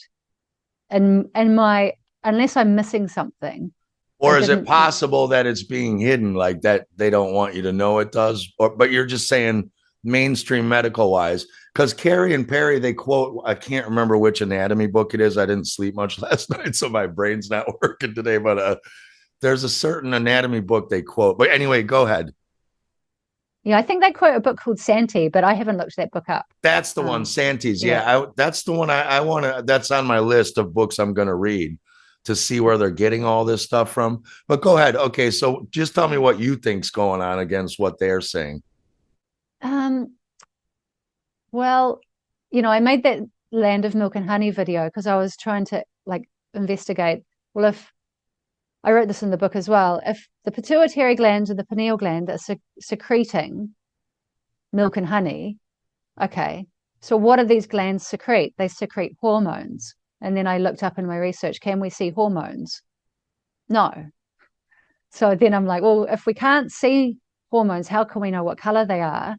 Therefore, is there a different interpretation for the land of milk and honey in a more codified way? And that's what that video was about, which was more getting into the whole Irish connection and the symbology of the white cow, which relates to the heart, and the Milky Way and the alignments of the cosmos. And then the sun, the yellow is the sun, basically. So in the Neidan Taoist teachings of the inner alchemy, it's talking about the birth of that embryo happens in the solar plexus. The red child lives on the nectar from the mother and the father. So that's the energies of the sun and the moon that come down to nourish that child that we have to cultivate by basically moving from the chi, the energy of the chi, into the energy of the essence. And the Does essence, that come through the pineal and pituitary gland at all? Do you think that like they say the pineal is male electric sun and the pituitary is mother magnetic moon? Do they have anything to do with making that seed? That's the other thing. See, I've heard people say the seed starts down there in the solar plexus. And then others say, no, this oil starts in the claustrum, gets differentiated, electrified and magnetized, goes down, then it all happens down there. There's like 5 different stories. So that's why yours is really interesting. I want to hear how you think this goes down and what is going down. well, it's I think it's more like the alchemical combination of the chi and the essence and the spirit. So in Chinese medicine, we call the spirit the shin, which is your eternal consciousness, and it lives in your heart, therefore it lives in your bloodstream. The essence is your jing, your vital life force, which is kind of like the oil in the lamp. You're born with a certain amount. It's your blueprint for life given to you by your mother and your father. And that jing lives in your kidneys. It puts that energy into your reproductive organs when you want to procreate or have women have periods, all that kind of thing. That's your jing life force. That's the ejaculation life force going out of your body, and the sacred secretion practices to keep all of that energies inside your body. So that's your jing. It lives in your kidneys and your brain and your cerebral spinal fluid. So that whole pathway of the spine and the brain is the place of the essence. So what they say in the teaching is that we need to move the chi into the essence and mix it up there. And then the essence into the chi and then mix it up there. And then move that into the heart, mix it there together. So the 1 becomes the 2, becomes the 3. And then that final coagulation births the true self. And that true self can return to God, to Tao. And does that happen in the heart at the last step, or just all together? Like, is there an They say it goes out from the heart to the top of the head. So there's all these different. Well, up to the stars, up to like polar. Is it like a ground? Like it grounds you then from the heaven and then the ground, like grounds you in the whole orbit of, I don't know, like a. Yeah. Interesting thing, because if you read the text, it says, oh, you mix the chi with the essence, and then you move that up and you move it up, and then you go out the top of your head. But what I've discovered is that it's more like you cultivate it here and then here and then there. And then because it's happening over cycles of time, you move it down again, and you're refining and you're refining and you're refining. And because what they teach is that in the first stage, it takes 100 days to blend that chi and essence together. And when you look at the solstice to the equinox, you realize 100 days is 3 months from a solstice to an equinox. And then the second stage is when you're blending that new substance with the chi in the head into the heart, going back around. That takes 3. No, it's, what am I forgetting now? 100 days, and then 10 months is the second stage. And then to move all of that again to the third stage, it's 9 years. And then after that, you return to Tao. So then you're back after 9 years. Yeah. But it's kind of, I don't know if it's word for word, because like the 9 years thing seems to be 9 years, if you break it down into months, means 108 months, which is the distance ratio from the sun to the moon and the earth. So it does have a cosmological alignment. Well, it's also funny, numerologically, 9 is human consciousness, perfection of mathematics, and even 108 is 1 + 8 is 9. So you get, I'm sure there's a numerological code thrown in here as well. So you don't think there's all this, like they're talking about this Christos oil that comes up and ignites dormant brain areas and magnetize and illuminate? What's going on with this guy who's done this 11 months in a row and is now writing backwards, left-handed cursive? Like what has happened to this guy? I think there's so many things going on. Like I've looked into all of the neurophysiology and stuff in my second book, which is like, okay, we've got cerebral spinal fluid passing through that brainstem, going into the aqueduct of Sylvius, which is a tiny little tube where all the cerebral spinal fluid flows in and out of your brain. And that's basically on the brain stem, which has the mound of olives, the medulla oblongata, and it also has that pyramidal cross of nerves, which is the cross on the brain. And so you think about it electromagnetically, on the back of that system, the brain stem, there's a cerebellum, which contains a lot of magnetite, which is the most magnetic substance on Earth. You've got a magnetic substance with an electrified liquid flowing through, plus a very strong electrical current of nerves that cross the left side and the right side of the brain together down the spine. And you're flushing that when the moon enters your star sign with a great amplification, which then goes into your brain to really, what would that do? A magnetic field, when it's moved over water, it will wipe the memory of the water. So that's the place of the baptism.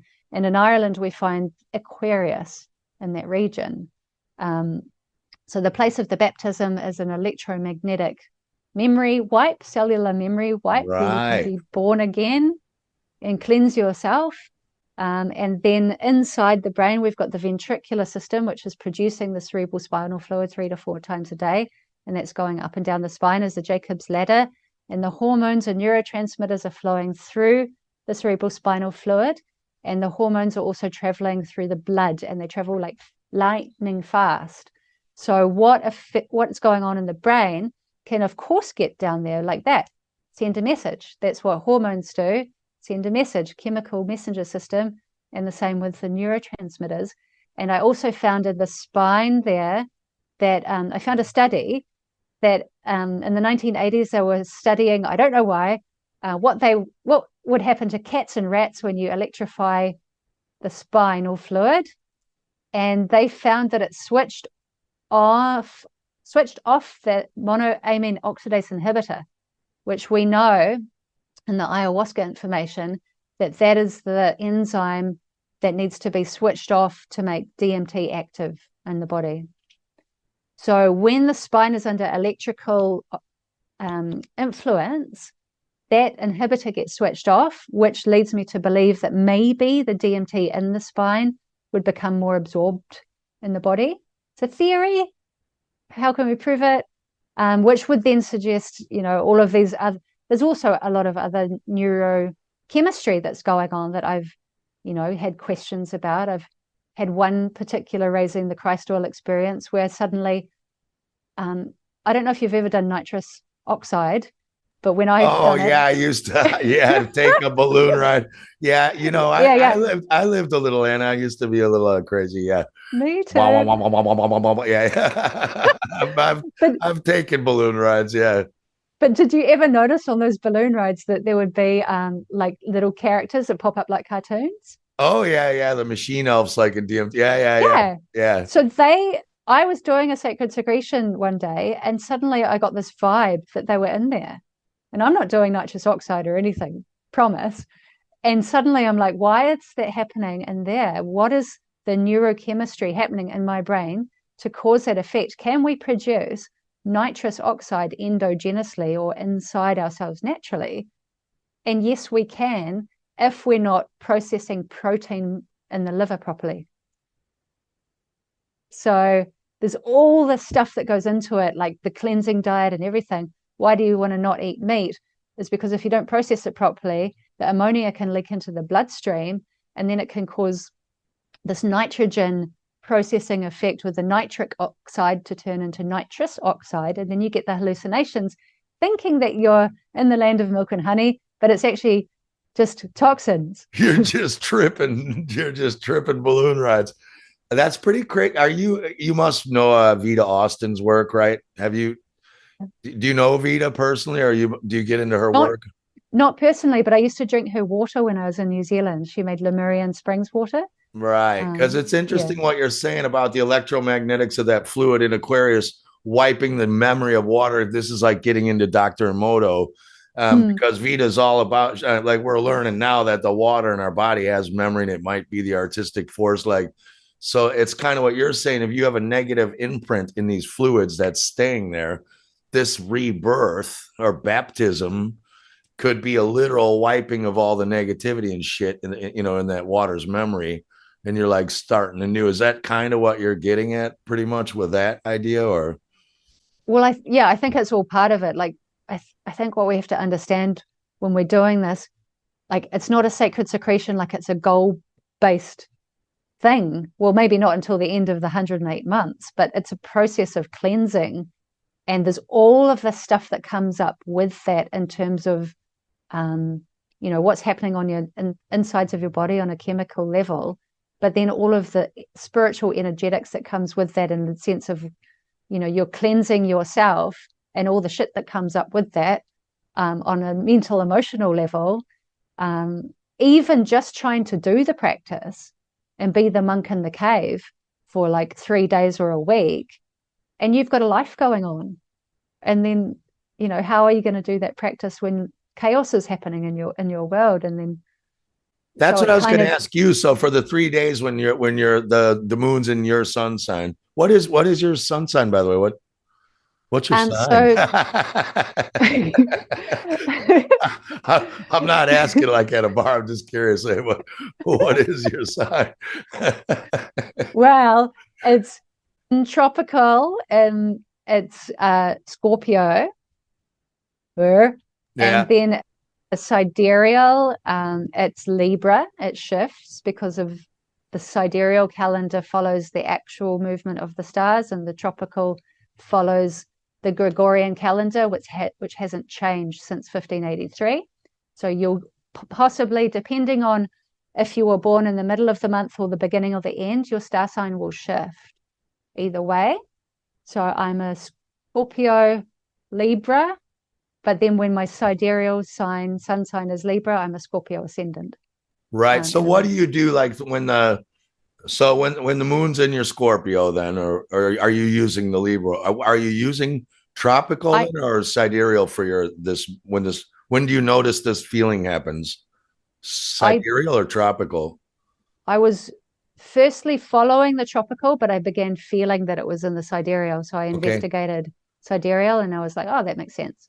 It happened it happened at different times. So what have you talked to Santos Bonacci about that? He'll call you a heretic. Well, you already call yourself a witch, so you're a heretic. So what do you do? Well, the question I'm getting at is, so let's say it's in whatever it's in. What do you abstain from? What do you do differently than you do the rest of the month? I've gone on and off with grains, like not eating grains, and meat as well, because I do eat meat. So I've been trying to sort of understand it through some of the Jewish wisdom keeping. They have Passover and they have after that the day of unleavened bread. And that happens around that after Easter time. So it's all cosmologically based. And I'm like, what's the whole biochemistry behind not having the unleavened bread? And leaven's what makes bread rise, the yeast. Yeah, the yeast. And if you look into that, that what George Carey said is that it produces alcohol, which kills the seed. So if you're having the leaven, it produces alcohol, which kills the seed. So you avoid that. And also because bread and anything containing these chemicals are basically like opioids. So you want to reduce your heroin addiction in a way. Oh man. Because it opens up the opioid receptors in your brain when you have those foods, and it also destroys the gut lining. Well, it's funny because Carrie or Perry, I think they're married, weren't they? I think they're married, but they said also smoking. I'm a smoker as well. So like they said, you can't smoke either. They said no drinking, no smoking. And they said, like, take it easy on what you're eating anyway. So the unleavened bread makes sense with your system because you're still getting the bread to activate the saliva that you would want. Like you're saying, you would want that. But yeah, you don't want the yeast to turn it into alcohol or whatever. Grains, like you follow that Passover diet, the unleavened bread, and it's 5 grains that they won't touch. And they go to like extreme lengths to clean their kitchen and their house to make sure that none of that touches they have separate utensils for this and that.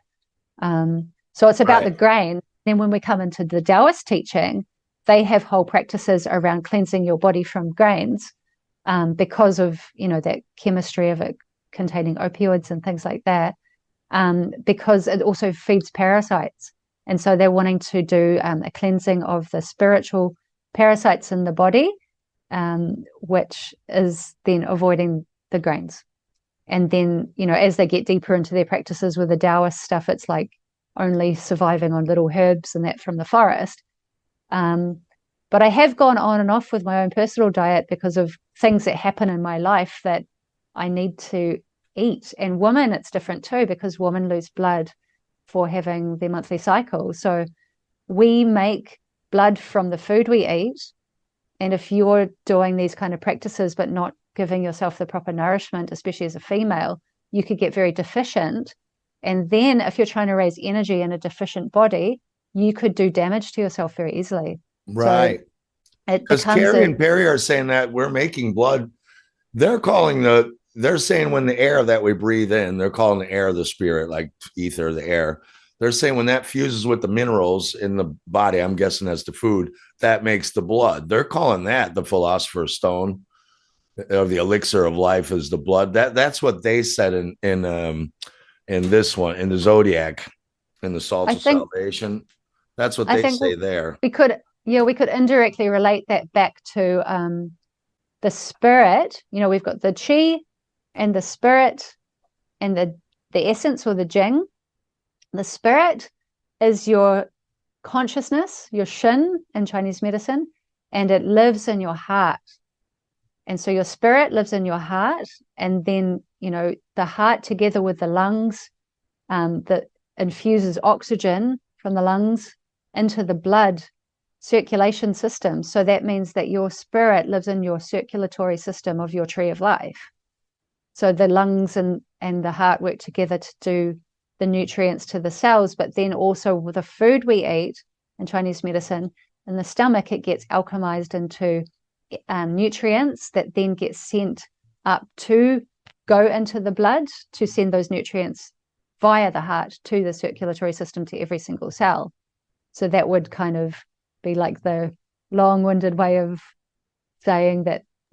Well, that is the fuse, yeah, because the lungs then are where the heart is, so that fuses. Yeah, that's the same thing. Spirit and the food would be the minerals. That would be what's coming out of the food. It's the minerals you're alchemizing out of the food, so it's the same thing pretty much. Yeah. So, but that was interesting. I like that you said to me. You said to me that you don't see the tree of life or in the garden. We are the Garden of Eden. You don't see it as just the central and a peripheral nervous system. You see it as the whole circulatory and digestive system, right? You see all of the systems as the tree. Well, if you look at them, like you've got the central nervous system, which is the brain and the spine and all the nerves that come out of the spine and connect and plug into the organs, and then give the organs energy, and also up in the brain, all the neuroanatomy, that's the central. And then the peripherals going out to the limbs and the legs to help us move, senses, all of that. But then in exactly the same places, you've got another tree, which is the circulatory system, which is all of those blood vessels. And then you've got another one, which is the lymphatic system, which is the waste products, the drain pipes on the house. And so they all look like trees.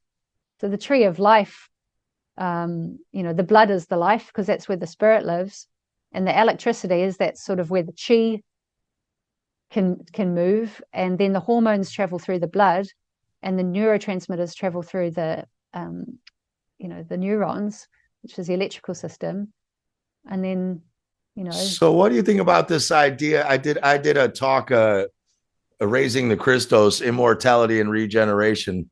What do you think after this 9 years? Do you think you could live to like 1,000? The biblical character.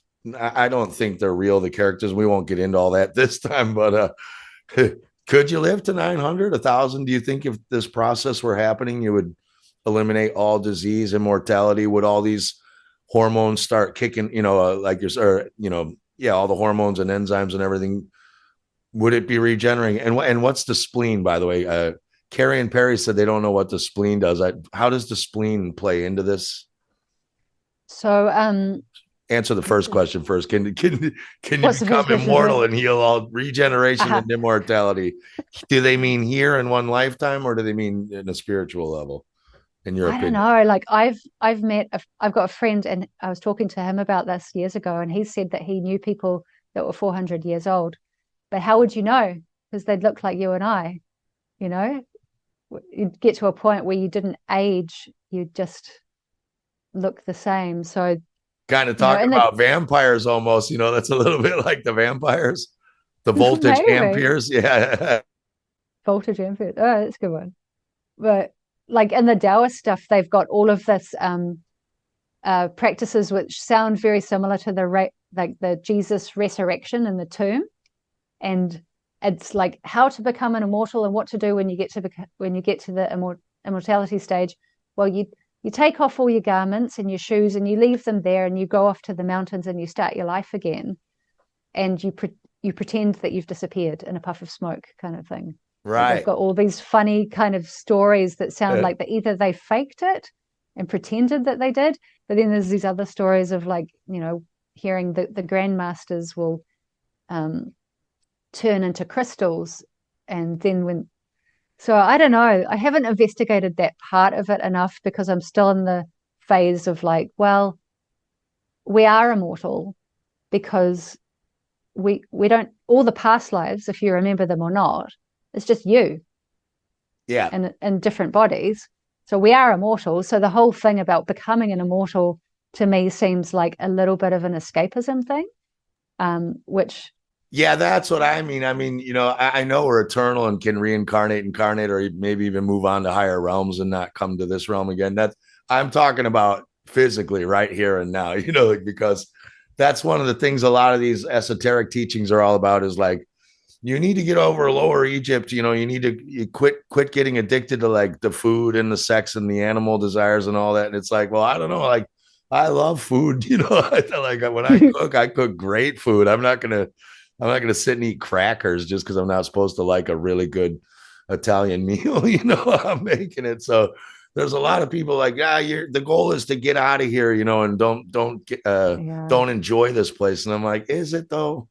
What's your Yeah, opinion on it? I've got a big issue with that too, in the same vein. Like, we're given a body on purpose, and we don't even know how it works, and we're trying to get out of it already. Like, that's kind of retarded. Like, the whole point is to explore your body and realize that you are a god walking on earth as an Isa Christ, being given this gift. And what's the goal is to learn how to create worlds. That's what gods do. They create worlds. And we still don't know how we even create from our own imagination. And that's what's been hijacked in the current situation, where we've been given all these inputs of TV programs and belief systems and religions and control systems. And we resonate with that because it hits us on an emotional, deep level that is easy to sink into. And then we start creating from that. And we're creating a world that is someone else's design, instead of taking control of the steering wheel and saying, hey, I want to create a reality that looks like this. And then part of what I've discovered with the sacred secretion process is that it's getting me to understand how powerful creation energy is and what I can literally imagine and bring into my hologram. Because I'm seeing everything now as a holographic reality where, you can just go shoo and change it if you want. Like, pull something in. Oh yeah, chuck it out. Don't need it. And then it depends on where you're at with your creation. If you want to create for good or evil, or create someone else's plan, or create your own plan. So Yeah, that's I was way more just talking to fun. a friend about that. That's your all-seeing eye of providence. That's your imagination. The all-seeing eye, you can shut your eye and I say, hey, think of a red bear, riding, think of a red bear on a tricycle doing whatever. You could see it. But I've heard people say that like quite a lot, like 9 out of 10 people can't actually put an image in their imagination and actually see it, with their eyes closed, which is crazy. I mean, when they're consciously awake. Obviously, when you're dreaming, that happens automatically, which that's pretty scary because I think that's Disney's slogan is "Let us steal your imagine, let us imagine for you," whatever it is. That is what they're doing. And then I think Vita Austin was just on Alpha Vedic talking about there was a Russian guy that ended up killing him. He came up with a device where he could record a picture of what you were thinking of through some kind of picture in your retina in your eye. And he was actually photographing holograms of what people were thinking in their mind's eye, in the eye of Providence, taking real pictures and developing them in water. Of all things, he was developing the film in water. And they can't. He called his brother and said, like, you've got to come down. I've just made a discovery that's going to change the world. When his brother got there, the guy was hanging he was hung dead, and all his shit was gone, taken, confiscated. So he figured out that your mind's eye can actually create a filmable hologram in reality. And how far, like you're saying, until you can take that out to we are the co-creators of this realm, which Yeah. is known. That's why they took the trivium out of school, like they know that they tell you what you think and believe, and that's going to change your actions. You know what I mean? So you're going to manifest what they want you to by, oh, Iraq's got weapons of mass destruction. And you're like, oh, then let's go kill them. So, let's go kill Saddam Hussein. Like, if you knew they didn't, no soldiers would be like, well, why are we going to kill this guy? He doesn't have any gas weapons, like. So that is totally what's going on. Yeah, I don't want to go too long. We just hit 2 hours. What about the spleen? Does this play anything? Do you know anything about the spleen, or what is Chinese medicine? What does it do? So in Chinese medicine, we've got that yin yang symbol Mm-hmm. on the blackboard behind me. So in physiology with the organs in Chinese medicine, they're paired together. So you've got a yin one and a yang one. And so with the stomach, which is a yang organ, which means it's hollow and empty, but it's got fluid in it that can fill up and empty and fill up and empty. And it's always moving. And that's a characteristic of yang. There's a lot of movement. Yin is more stable and solid, and it's not hollow. So the spleen is like that. It's like a liver, like a dense organ. So the spleen and the stomach, they work together, and we call them having different jobs. The stomach does rotting and ripening. So you put the food in, and it cooks it up with its stomach acid, and it rots it and it ripens it, and it gets it down to its sort of smaller refined particles. And the spleen extracts those particles, and it helps transform those extracted particles into blood. And then it sends some of that nutrient energy up to the heart. So the spleen works with the heart and the stomach to form the blood, which is where the spirit lives. Wow. So when they take people's spleen out, what's that called? A splenectomy or whatever? That's bad shit. So they're basically taking out your spirit and your ability to make blood then? If you get your spleen taken out? Well, your heart is where the spirit lives. So if they took your heart out, they take the spirit. And that's why when people have heart transplants, they can upload someone else's spirit. Oh, and yeah. Yeah, those are weird. Yeah. But the spleen, but the spleen you're saying is helping to make the blood though, right? So yeah, which is so it's pretty useful. Yeah. Jesus, man, that's scary. Oh, I thought you would like this. The Book of Enoch, right? Yeah, I still need to read that. Well, Enoch is not a man's name. It comes from the Gaeilge Enai. This is an Irish word. It means a wise man or a sage. So the Book of Enoch is the book of the wise sages, the book of the Druids, not a guy called Enoch. So it's the same kind of right. thing. See at the very bottom here, Enoch. See that? They've changed the spelling of his name again to hide all this Irish. And I thought you'd like, I have the same with Moses too. This will probably make a lot of sense to you with the story of Moses. Look what it means. Saturated, wet, soaking. Oh, this is so bang on, because in that Neijing too, that one there, in this part of the mouth, we had that foreign blue-eyed monk. Yeah. He's Moses. So because where is he? He's in the mouth, which is what? It's colored red and it's wet. So that's him parting the Red Sea. Yeah. When you open and close your mouth. And that's a saturated, wet place. And he was found in reeds. And so that's all in the waterways as well. Right. Yeah. So that's, again, Moses is not a man's name. It's an Irish Gaeilge word. Mouse. It means moist, saturated. It's not a guy called Moses. It's an actual adjective. I thought you'd find that pretty interesting. This is some of the stuff out of your book, the Christos book. Yeah, I told you about that, how he disappears. Yeah. But here's what I thought was interesting. You said the circle, when divided into four and placed on the cross, gives us the Christian cross. Oh no, what was my point here? Oh yeah, I was just saying 1/4 of the cross, 1/4 of 360 is 90. Yeah. And then gematria, just 9 plus 0, it reduces to 9, which in numerology is human consciousness and the all of mathematics. 9 is the triune of the Trinity, because 3 is a Trinity. So 3 threes, a Trinity of the Trinity is 9, which is human consciousness and perfection. You were saying one of the Bible stories based on cosmological and earthly cycles in harmony with anatomy and physiology, otherwise known as creation energy, but also spirit, actually, I would say too, as well. There's also a Trinity level to it. But yeah, I wanted to show the one where you flip the brain here, this one, because this was what I had noticed, and you had this in one of your other books too. This was the one I made this for you. Oh, did you make this for me? Oh, I thought this was in your book. Oh, thank you. Yeah. I Yeah, I hope was so. saying Yeah, when you flip Ireland that way, it's identical match to the brain. yeah, because you sent me like the god Adam painting, and like, doesn't it look like the brain Oh, I of have that. Yeah, Ireland? hold on. Yeah, I have that. Yeah, There so it is. I just took what you had like sent me, and then you've got my blackboard flipped on the side of Ireland. Yeah. So okay, how can we develop this? And then I made you and sent it back as the next one.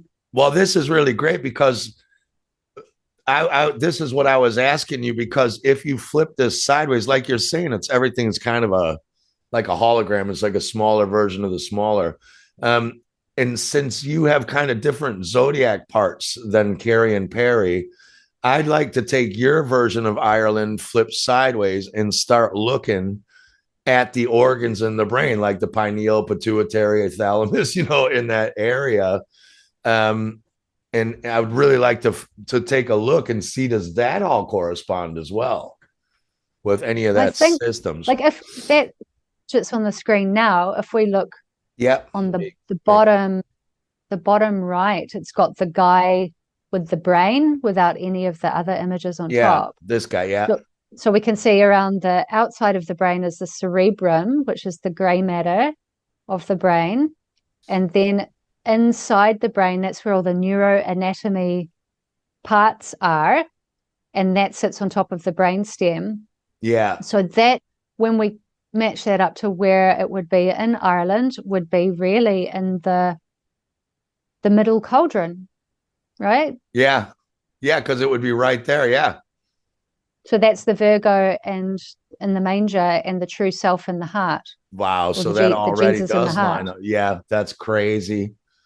Yeah. So that does line up already. And they call that and the inside, what's it called? The land of real. What do you call this empty chamber in the head where all the glands are?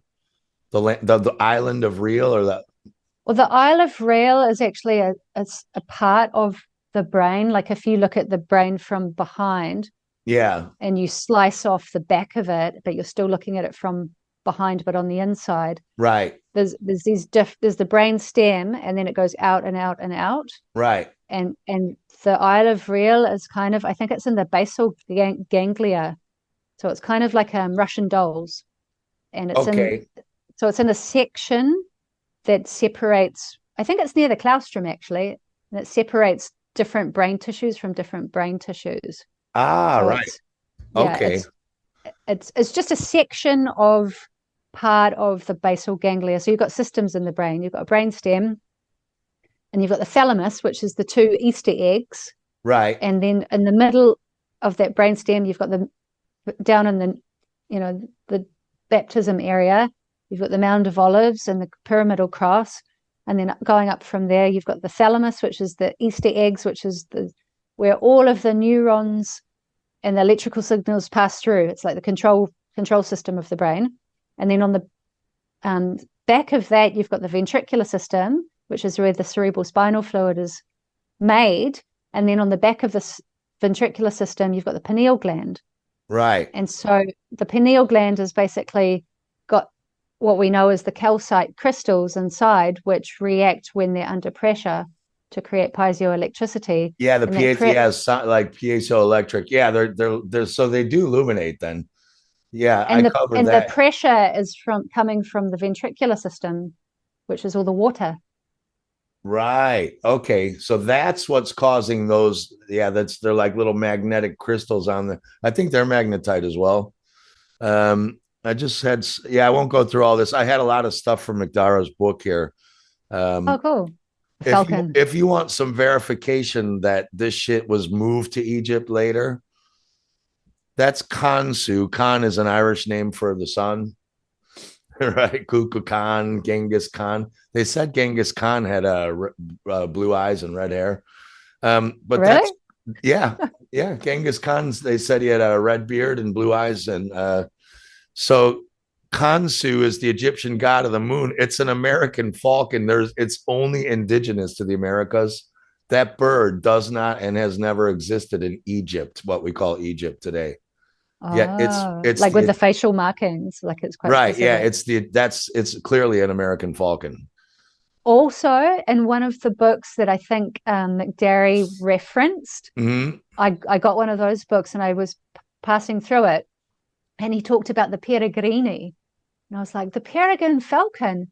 And the peregrini was a term for the Irish traveling monks. Right. Yeah. And Peregrine falcon. they were also called the Tixos, the Hyksos. Biblical Ah, scholars can't figure out who are these weird Hyksos people. But here's another one, and I think this is great. So Anubis. Anubis is your tongue. All of the Egyptian gods are body parts. Now, this is Anubis. He's your tongue, which he is. Anubis is not a Saluki. Anubis is clearly a pharaoh hound, which was imported to Malta 2,000 years ago. They've never found a pharaoh hound in Egypt ever.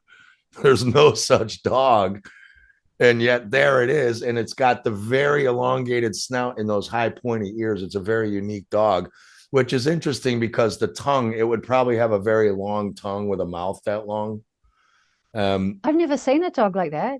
What's it called? it's called a pharaoh hound. A pharaoh hound, right? The Egyptian gods never existed. They symbolized the different body parts of your body. Anubis is the dog, which represents the tongue, the barking, because the power of life and death is in the tongue. The falcon of Horus is the inner bird, which is inside of the brainstem. Thoth, the god of wisdom. Thoth is thought, because he is the god of wisdom, the thought, the human mind. Jed pillar is the spinal column, which is a part of the brain. The Ankh is the womb, the uterus in the womb, because this is the portal into the physical world. This is symbolizing how the visual field works with the brain, because you do not see into the external world. What you are seeing is an image produced by the visual cortex in the back of the brain. The back of the casket is the cerebellum, which is all to do with motor learning and cognitive functions of the brain. The scarab is the skull. Hindus used to build temples in the human form because they understood this is the most advanced piece of technology on the face of the earth. The Most High does not dwell in houses made by human hands. It's your human body. You are God made flesh. They don't want you finding out how sacred your body is and how powerful your mind is. You are the all-seeing eye on top of the pyramid, looking into the three-dimensional world. You are Solomon's temple, the temple of the soul and the mon, the soul and the mind in the temple. If you want to learn more, read this book, the Book of Wisdom. Like the Great Pyramid of Giza is called, the real name is Spoek. That's the name of the. Oh, yeah, that's in McDarry's work. Yeah, they call it Cheops, which is just Irish Spoek backwards. That's right. I remember this bit. The church just flipped it around to hide it. Which is, yeah. And so those pyramids are four showing sides. They're five-sided, but they just show the fourfold nature of man. Like that's all these things are. But he also said in that there's a missing pyramid. There's meant to be four pyramids. Yeah, there's supposed to be a fourth one at that complex.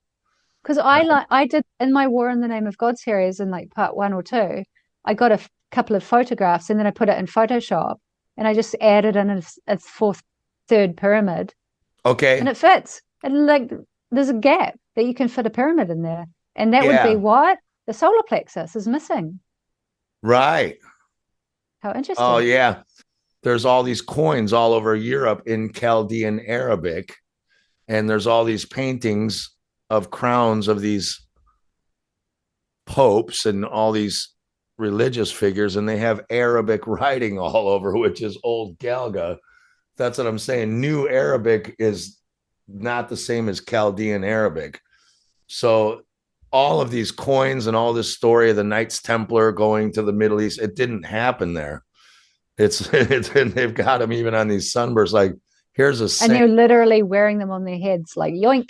Yeah, look, here's a saint here. This person's sainted. There's Arabic all around the head, like Chaldean Arabic. So it's totally crazy. Like they've just here's the helmet of the Tsar of Russia. Alexei Mikolov. This is the helmet of the Tsar of Russia. It's got Arabic all over it. Basically, that Arabic is just Irish, is it? That's Chaldean Arabic and what we were calling Hebrew or Hebrides. Yeah, they're just two forms of each other. I've got Anna Wilkes gets into this in the book I show you, but like So father in English is father. In Irish, it's Ab or Abba. In Chaldean Arabic, it's Abba. See, it's the same. And in Yeah. Hebrew, it's Ab. And Yeah. mother is am. See, it's all the same language. It's just that the symbols are a little different. But look how close Hebrew and Chaldean Arabic are. They're almost identical, pretty much. See? And Yeah. that is Irish. So what we're calling Irish, so this is what McDarry was pointing out. Hebrides or Hebrew was the priest language, Yeah. right? So Yeah. the common folk spoke Irish, and then like the priests spoke Hebrew or Hebrides or Chaldean Arabic. So and it's kind of like today, you know, how the priests speak Latin while we all just speak like Muggle language sort of thing. And funny enough, David Ewing Jr. said modern Latin is actually, I think, Hebrew or Chaldean turned backwards. Like they flipped it around. It's something like this. Yeah, it's like a reverse thing. But you can see, like, it's all, you know, when you go down these, I think this is from Anna Wilkes' book. Or maybe this is from Connor McDarrah. I'm not sure. No, this is from Anna Wilkes' book, Ireland, the Ur of Chaldea, which I sent you. So there's just tons of proof in there that it's all the same original root language. Didn't you say like there in New Zealand there was some connection to like a Maori language and some kind of old Arabic or Chaldean, or what was it? To Old Irish, like that's spoken Irish. now as the Old Irish. So there's a guy called Jared Banks that did an interview on a YouTube channel called Equality Cork um, about 10 years ago now, which was just before I went to Ireland in 2016. And he specifically said when he went to New Zealand, he could understand what the Maori people were speaking about in Maori because it sounded so much like Irish. Wow. So, There's the yeah. same story with the Florida Seminoles in Florida, the Eastern Indians, which would be facing Ireland across the Atlantic. When anthropologists found the Florida Seminoles, they were wearing their hair purposely curled in Jew curls, and they were speaking a very ancient dialect of Hebrew that's gone, which is Hebrides, Chaldean Arabic. It's old. So the Irish had clearly come and taught these Florida Seminole Indians long ago. I think They I've heard that actually. Like, yeah, and up in Canada, like with the tribes up there, they were using Hebrew writing as well. Yeah, in Mexico, their sun god is Kulkulkan, and in Irish, the sun god is Kulkakan. It's all the same words. Like, yeah, these Irish clearly went around. These were the Hyksos, the Tixos, which means shepherd king or shepherd priest. So there's no That's so amazing because like in that Neijing too, in the heart there, that cowherd boy Boots, Arcturus, is it? He's uh he's the cowherd, which is the shepherd. he's the And if we shepherd, right? Yeah, yeah. See, which there is you go. Jesus. And then if Right, you look on Tara in Ireland, which is the heart of Ireland, the spiritual right. center, there's in the mounds there, you've got from the north down to the south. I've identified it's in that third book that you've got. It looks like a fetus facing south, like it's going to be born southward. And it's got a lower cauldron and a middle cauldron and an upper cauldron. And the upper cauldron is called Lo, Loger, which means the fort of the cowherd. So the cowherd boy in Tara is being born into spirit in the heart, which is what they say. That's Which great. is Yeah. And then you've got Yesa Krios, the spirit in the physical, and then the tick souse, which is the shepherd kings. It's all in there. We should do another one of these definitely, Anna, because I've got a lot of stuff to show you on Tara and the Olympics. And I've cool. got a whole bunch of stuff on Ireland that you haven't seen in McDarry's books that I could knock you out. But yeah, let's real quick too. I want to plug your is there anything else you wanted to talk about this time before is there anything that you were missing totally important or? I don't think so. I mean, it's the kind of work where you kind of have to go around the circle and just pick up the bits that make sense to you at the time. And then once that settles into or breaks through the firewall of cognitive dissonance, you go around it again and you're like, oh, didn't see that before.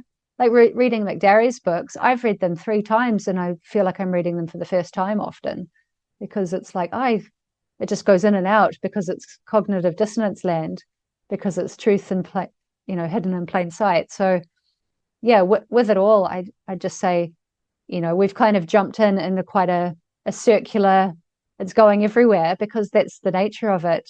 That's my fault. I didn't have a plan, man. I'm like, where do you start with this shit, man? But the cool thing is, like, Space Buster subs. Space Buster subs, they've heard me talk a lot about Ireland and stuff, and they're waiting for a film on it, actually. And we talk a lot about the Christos, and we're all on a search together. Like, is this real? Is this bullshit? Like, we're asking the questions. Is this a real thing or not? And we're trying to get to the bottom. That's why I wanted to have you on, because you've got a totally different zodiac wheel than Carrie and Perry. You've got a different idea, which I love. I'm trying to sort out the bottom of all this stuff too. So yeah, just to tell people again, your YouTube is Anaya, Anaya, Science Witch. Why do you call yourself a witch? Is that just for fun, or are you a witch? It's kind of like a little bit funny for me, like a personal in joke. When I lived in New Zealand, I lived in a community for a couple of years that we had lots of people all living in these different buildings together, having festivals and stuff. And there was this one friend of mine, she was Spanish, and she did lots of stuff around dancing. And she came to my clinic one day because she wanted to see my machines that I had in my clinic. And she was like looking in my clinic, and I've got all bubbling things going on with the water programming, and I've got a multi-wave oscillator, and it's all very sciencey. And she was like, darling, you know me? I am like the dancing witch, and you're like the science witch. And it kind of just stuck. I use it for that, because it's funny. And also it's kind of true, because I'm interested in science, which is observable reality, and I'm interested in mystical things, and witch is just a female magician. Well, I was just going to say, and also, like, what you're doing is exposing the church and all their bullshit, the lie of their literalism of this religion. So you would have definitely got burned.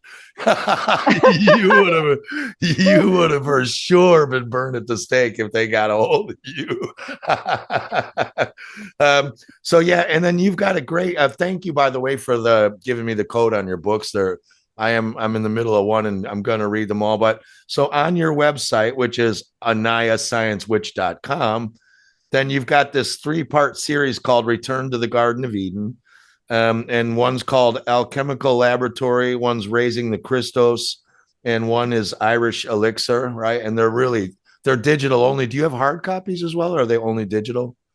I think the first one, Alchemical Laboratory, is on Amazon, but I have problems with Amazon because it only serves different regions. And then if you want it to serve all regions, you have to give up your publishing rights and earn nothing from your own book, because they steal it from you. So I kind of backed away from Amazon. I haven't found a replacement for them yet. So I know, because I'm a children's author. I've got 2 published books on Amazon, and we get fuck all money for them.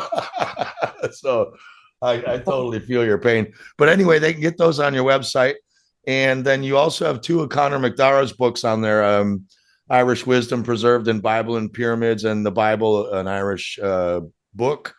And then you've got a mysticism course, and then you also have a course on like raising the Christos, right? Like an online course, Inner Alchemy, it's called, right? Raising the Christos, Oil Within.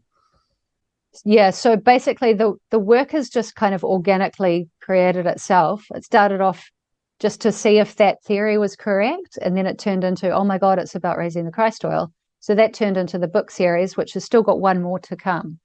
Then someone asked me, can I teach the practice? And I created an 11-hour online course about the practical aspects, which is how to calculate when the moon is in your sign, and how to do all the charts, and how to figure it all out, and how to take care of your body, and what not to do according to Chinese medicine, and why would you use the sidereal or the tropical, and what's the difference. And then there's a guided meditation using the anatomy and a bit of neuroanatomy at the end. So it's, should I take some of that out there? Like, I don't want to give away all your course. Like earlier when I had you go through it more, is that okay to leave that, or you want me to kind of leave it all in? All Because right, I've got a lot of, no, because it's sort of like the system is, there's the books, and then there's the YouTube videos, and there's the online course, and now there's a school of mysticism. Right. And I if just you want to make learn sure they all of the need stuff, more. Yeah, got it. Yeah, they need more. Yeah, cool. I didn't want to give away all the goodies. No, like the stuff on YouTube is basically information that I just have bubbling up that I want to put somewhere, that it's not going into a book or an online course, which takes a longer period of time to create. I just want to get it out there. So that means that the free YouTube videos, you won't get in the books and you won't get it on the online course. And the stuff in the course is not going to go on the YouTube video because I've already done it in the course. But the purpose of the school is to tie it all together using this blackboard. So I can say, if you look in the book number 2 on Raising Christos, you'll get more of an explanation on what I've just said, so you can start learning. Because I think the attitude with this that we've got to have is, we're not going to learn it all in a TikTok video. If we want to do the sacred secretion, we actually have to know that it's real, true inner alchemy. And the deeper you get into it, the more seriously you start taking it. And the more it does become about like modifying your life to accommodate this new practice. So it's like, the information I've got there, you could consider to be like an encyclopedia. And then if you want to learn the actual real more details, you've got to look into George Carey's work. You've got to look into, all of these other different resources so you can put it together in your own way. I'm just trying to provide like a really basic scaffolding, which is already super deep, because then it goes into the Irish stuff, and then what the Romans stole, and they stole it for every human on the earth. And then what does that bring us up in us emotionally? And it's massive. It's crazy. Yeah. That's why that's why, I was attracted to your work immediately, because I'm all about the Irish stuff and the finding out about the Christos. I know nothing about the Nijing and all, I don't know shit about Chinese medicine or any of that stuff. So you'll have a great talk with Dr. Barolando, because he actually used to practice. He practices. That's what he was doing. Like, and Mike, and they'll be more organized than me. I'm on not much sleep. My brain can't even remember who the hell wrote Atlantis. Ignatius Donnelly. That's who wrote Atlantis. Hey, it finally came. I love when it pops back in and too late, an hour too late. But anyway, yeah, I'm going to stop. I'll hit a stop record 1 second, and don't go away. Hold on a second. But I'll say goodbye for the public, and then hang on a second. Thanks for having me.